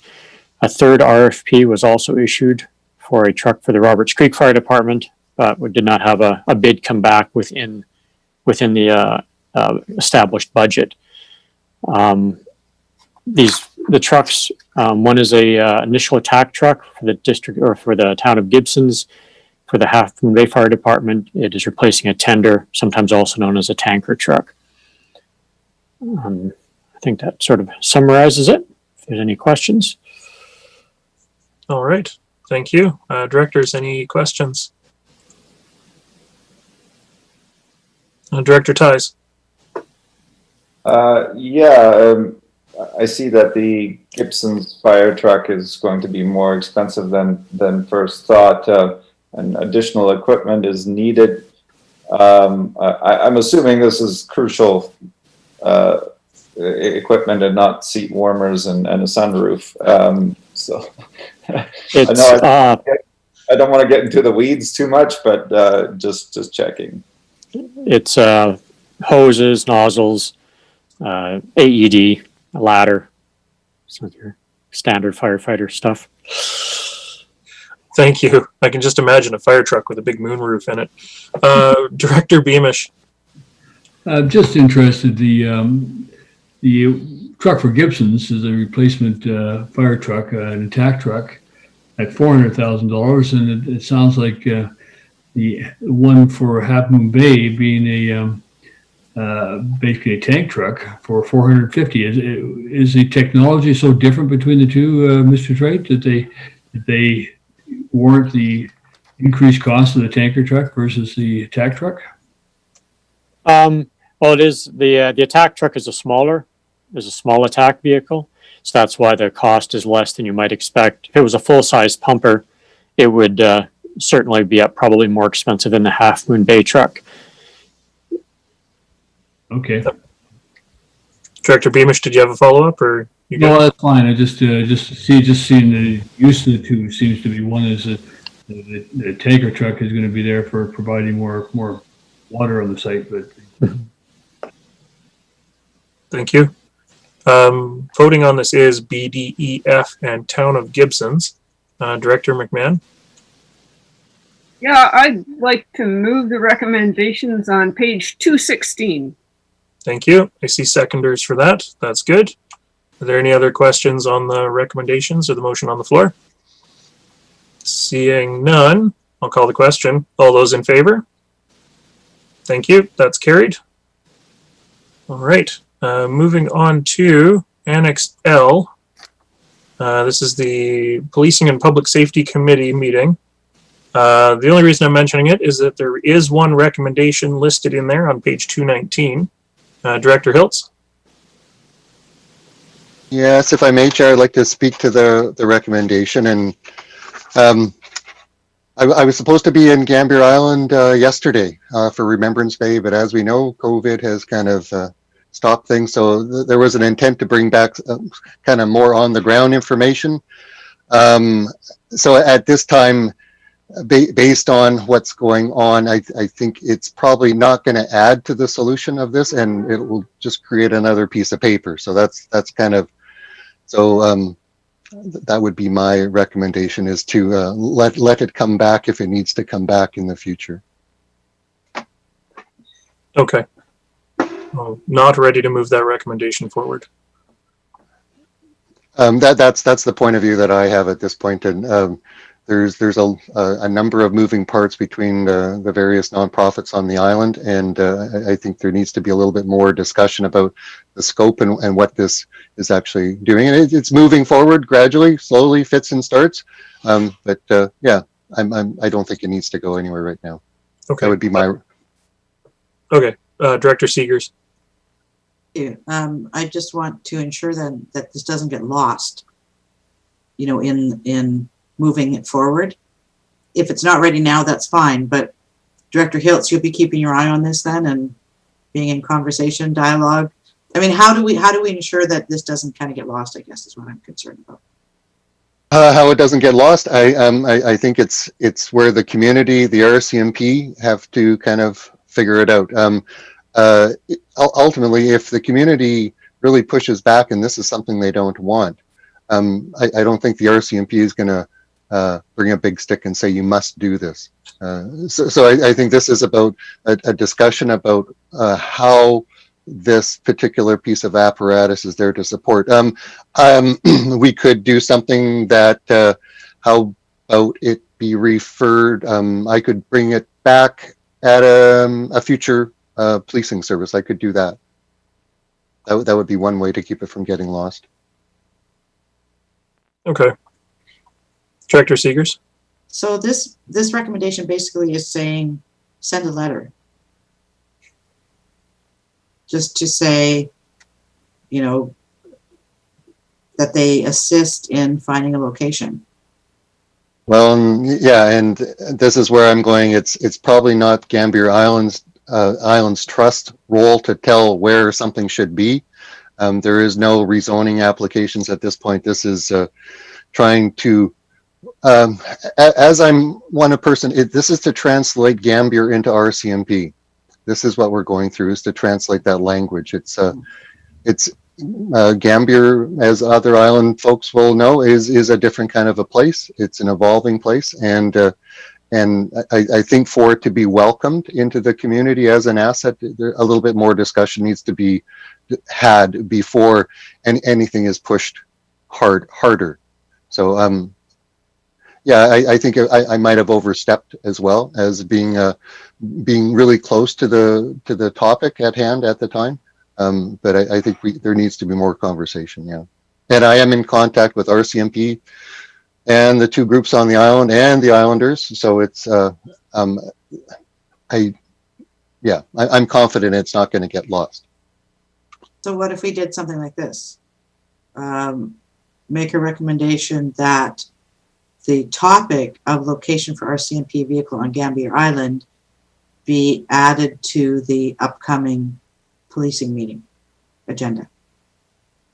Yeah, I might even go the second one because the first one is in January. Okay. So I would say at the outside, the second one in second quarter. Okay, I'll make that recommendation. Okay, that the vehicle location be brought back to a second quarter policing and public safety committee meeting. Yeah, that the topic of RCMP vehicle on Gambier Island. Okay, seconder? Seconded, thank you. I don't see any hands up, so I'm just going to call the question. This is voting all those in favor? Okay, that's carried. Thank you very much. Is there anything from the communications, items M, N, O, or P, that anybody would like to discuss? Looking at Annex O specifically, I'll bring that up just for clarification. I assume that SCRD staff work with Vancouver Coastal Health on a fairly regular basis to look at immunization clinic locations? Absolutely, Chair. Almost several times a week, we're in conversation about how we can support each other. Thank you. Thank you. Director Ties. Yeah, I just wanted to have a quick comment on Annex M. I would love to have a conversation with Raquel, but I'll get that contact info from somebody, I'm sure. Yeah, I think the one thing that letter is missing is the whole, the two ways that cannabis can be cultivated, and one of them is the right to access legislation, and that's in my eye the bigger problem than the commercial one. So I think there needs to be some discussion and education happening on all sides as to how we can address cannabis growing on the Sunshine Coast and especially around the right to access legislation. Thanks. Thank you.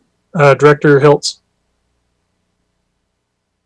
Thanks, Chair. Yeah, in terms of Annex N and P, they kind of go together in some respects. P essentially tells N that there's no way that the federal government is going to be taking this facility back. I think that's pretty clear. And the reasons why was the federal government decided that this needs to be in local control. It doesn't fit in with the federal mandate. That's fairly clear to me. I'll just draw attention that in the recent Coast Reporter, people might have seen the Crown Land referral for the New Brighton dock. It was advertised a couple times. You can go to the Crown Land file. It's open for comment for the last another 9 days. And it's essentially to tidy up a loose end of the transfer of, there's no initiative, it's just to transfer the Crown Land file from the province to the Squamish Nation numbered company. So that's if people want it. There's actually a couple of good drawings on that, and it has the Squamish Nation's rationale of why they're doing it. So that's a place to refer to. Okay. Thank you for that, Director McMahon. Just read cannabis. I believe we have a staff report coming to a future committee. Is that correct? So we can have that discussion then. Excellent. And I see no further hands up. Okay, so we do have no new. Sorry. Did we receive the communications? We did receive the communications with I the know reports. we did the reports and other things. Yeah, Director McMahon. My apologies. I had one item of new business. I just wanted to mention it. The City of Vancouver has put out their climate action plan. And a lot of municipalities in BC were waiting for that to see what they would do, because they have, of course, more resources than any of the rest of us do to tackle that particular problem. So it's early days yet to see how it shakes down, but I'll be very interested in whether there are any implications for us, whether we can jump on their coattails somehow, because if they mandate, new procedures or new building materials, whatever, it will mean that they'll become a lot more available provincially.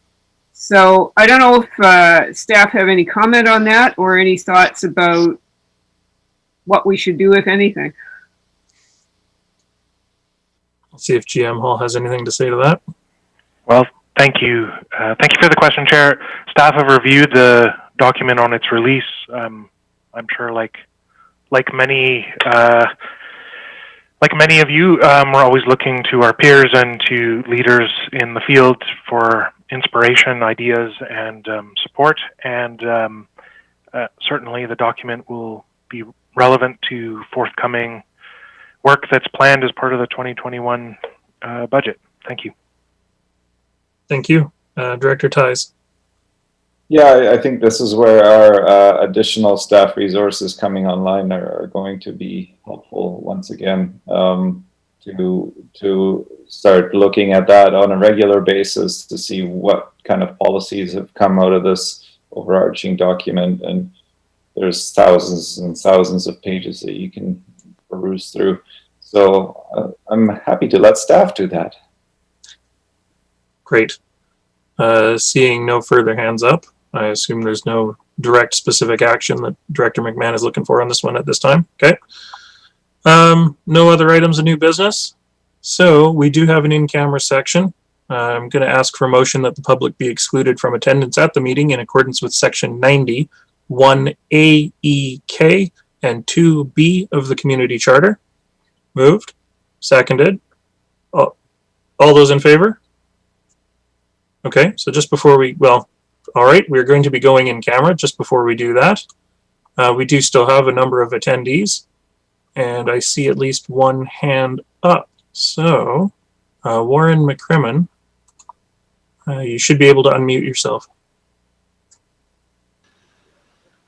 There, I've done that. We can hear you. Okay, so you whipped by the variance request on this heritage store next door, and I said earlier when I talked to you that I had comments on that. So now what? Well, we didn't really whip by it so much as it's going to be deferred to the December 10th Planning and Community Development Committee. Your comments can still come forward to either staff or staff and directors. I'm trying to make sure that it comes forward to all of you, because I've totally, other people that live along here, are not satisfied that we are being heard or considered by staff at the district. The process seems to us almost, I hate to say it, but it's almost like Mr. Trump is wandering around somewhere. You're welcome to email or call directors at any time with information, whether or not you send it to staff at all. Well, how do I get the email addresses for the staff? I mean, Email addresses for this is directors. a frustrating process where people who are directly concerned and being impacted, when there's stories being told that aren't true, what do you do? Email addresses for directors are on the website, but they are our first name dot our last name at scrd.ca. I'd like to recommend perhaps that the Area B director specifically reach out to you and follow up with you on it. And who's that? That's Lori Pratt. Good. You okay being voluntold for that there, Director Pratt? Yes, I was actually going to suggest that, Mr. McCrimmon. And the other thing you can do is if you're looking for contact information, you can call the SCRD office at 604. I've got the information. Okay. I wanted to respond to it. I got the paperwork and everything else. Okay. I found something in the drawings of the architect, which clearly shows something screwy going on. And so I want to make sure this is known and understood, because the locals here are not in support of this variance. And in particular, with respect to my side of this proposal, we are not in proposal or in favor at all, because it involves encroaching on property that is ours. And Mr. McCrimmon, that's part of the reason why it's been deferred until the decision has been deferred until December, is to make sure that if there's any additional comments and any comments that have been brought up, any concerns can be addressed by the applicants and by staff. So I've been listening to the whole of this, so I understand that's happened. And then thank you for getting it deferred, because it needs that. It needs a look, a look that is objective, not subjective. All right. Thank you, Mr. McCrimmon. Lori will be in touch with you more directly if you need it. And, I do. Yeah. Okay. As long as Lori is going to contact me by phone, I guess that would be great. Mr. McCrimmon, I commit to doing that, and I believe I have your contact information. If not, I do know where your property is, so I will find you. I'll give my phone number, 604. Okay. It is. I would caution against doing that right now, Mr. McCrimmon, because technically this is still a public arena, but I know we have your contact information. I believe it came in the as part of the feedback. So I will, and as I said, I do know where you live, so I can, I will contact you within the next day or so, okay? Yeah. Okay. Yeah. Thank you. Thank you. Thank you, Mr. McCrimmon. Okay. Seeing no further hands up in the gallery, unless we've received any email questions or anything like that during the meeting. We'll be moving in camera, subject to, in accordance with section 91 AEK and 2B of the community charter. Just we'll give everyone a couple minutes to make sure their area is secured and make sure that our attendees are vacated from the meeting.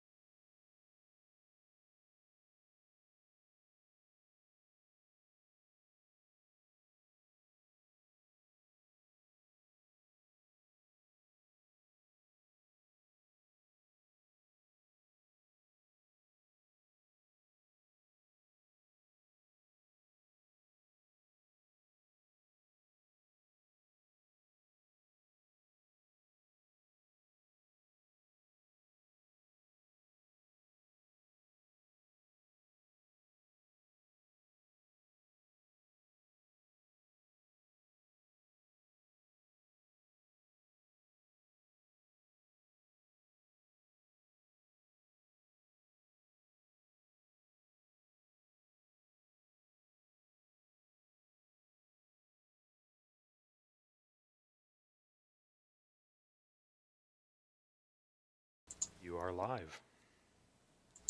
All right, welcome back, everybody. That concludes our Planning and Community Development Committee agenda for November the 12th. So no emergency items. Look for a motion to adjourn. Moved, seconded. All those in favor? And we will be back for your irregularly scheduled board meeting at 2 p.m. today. Thank you, everybody.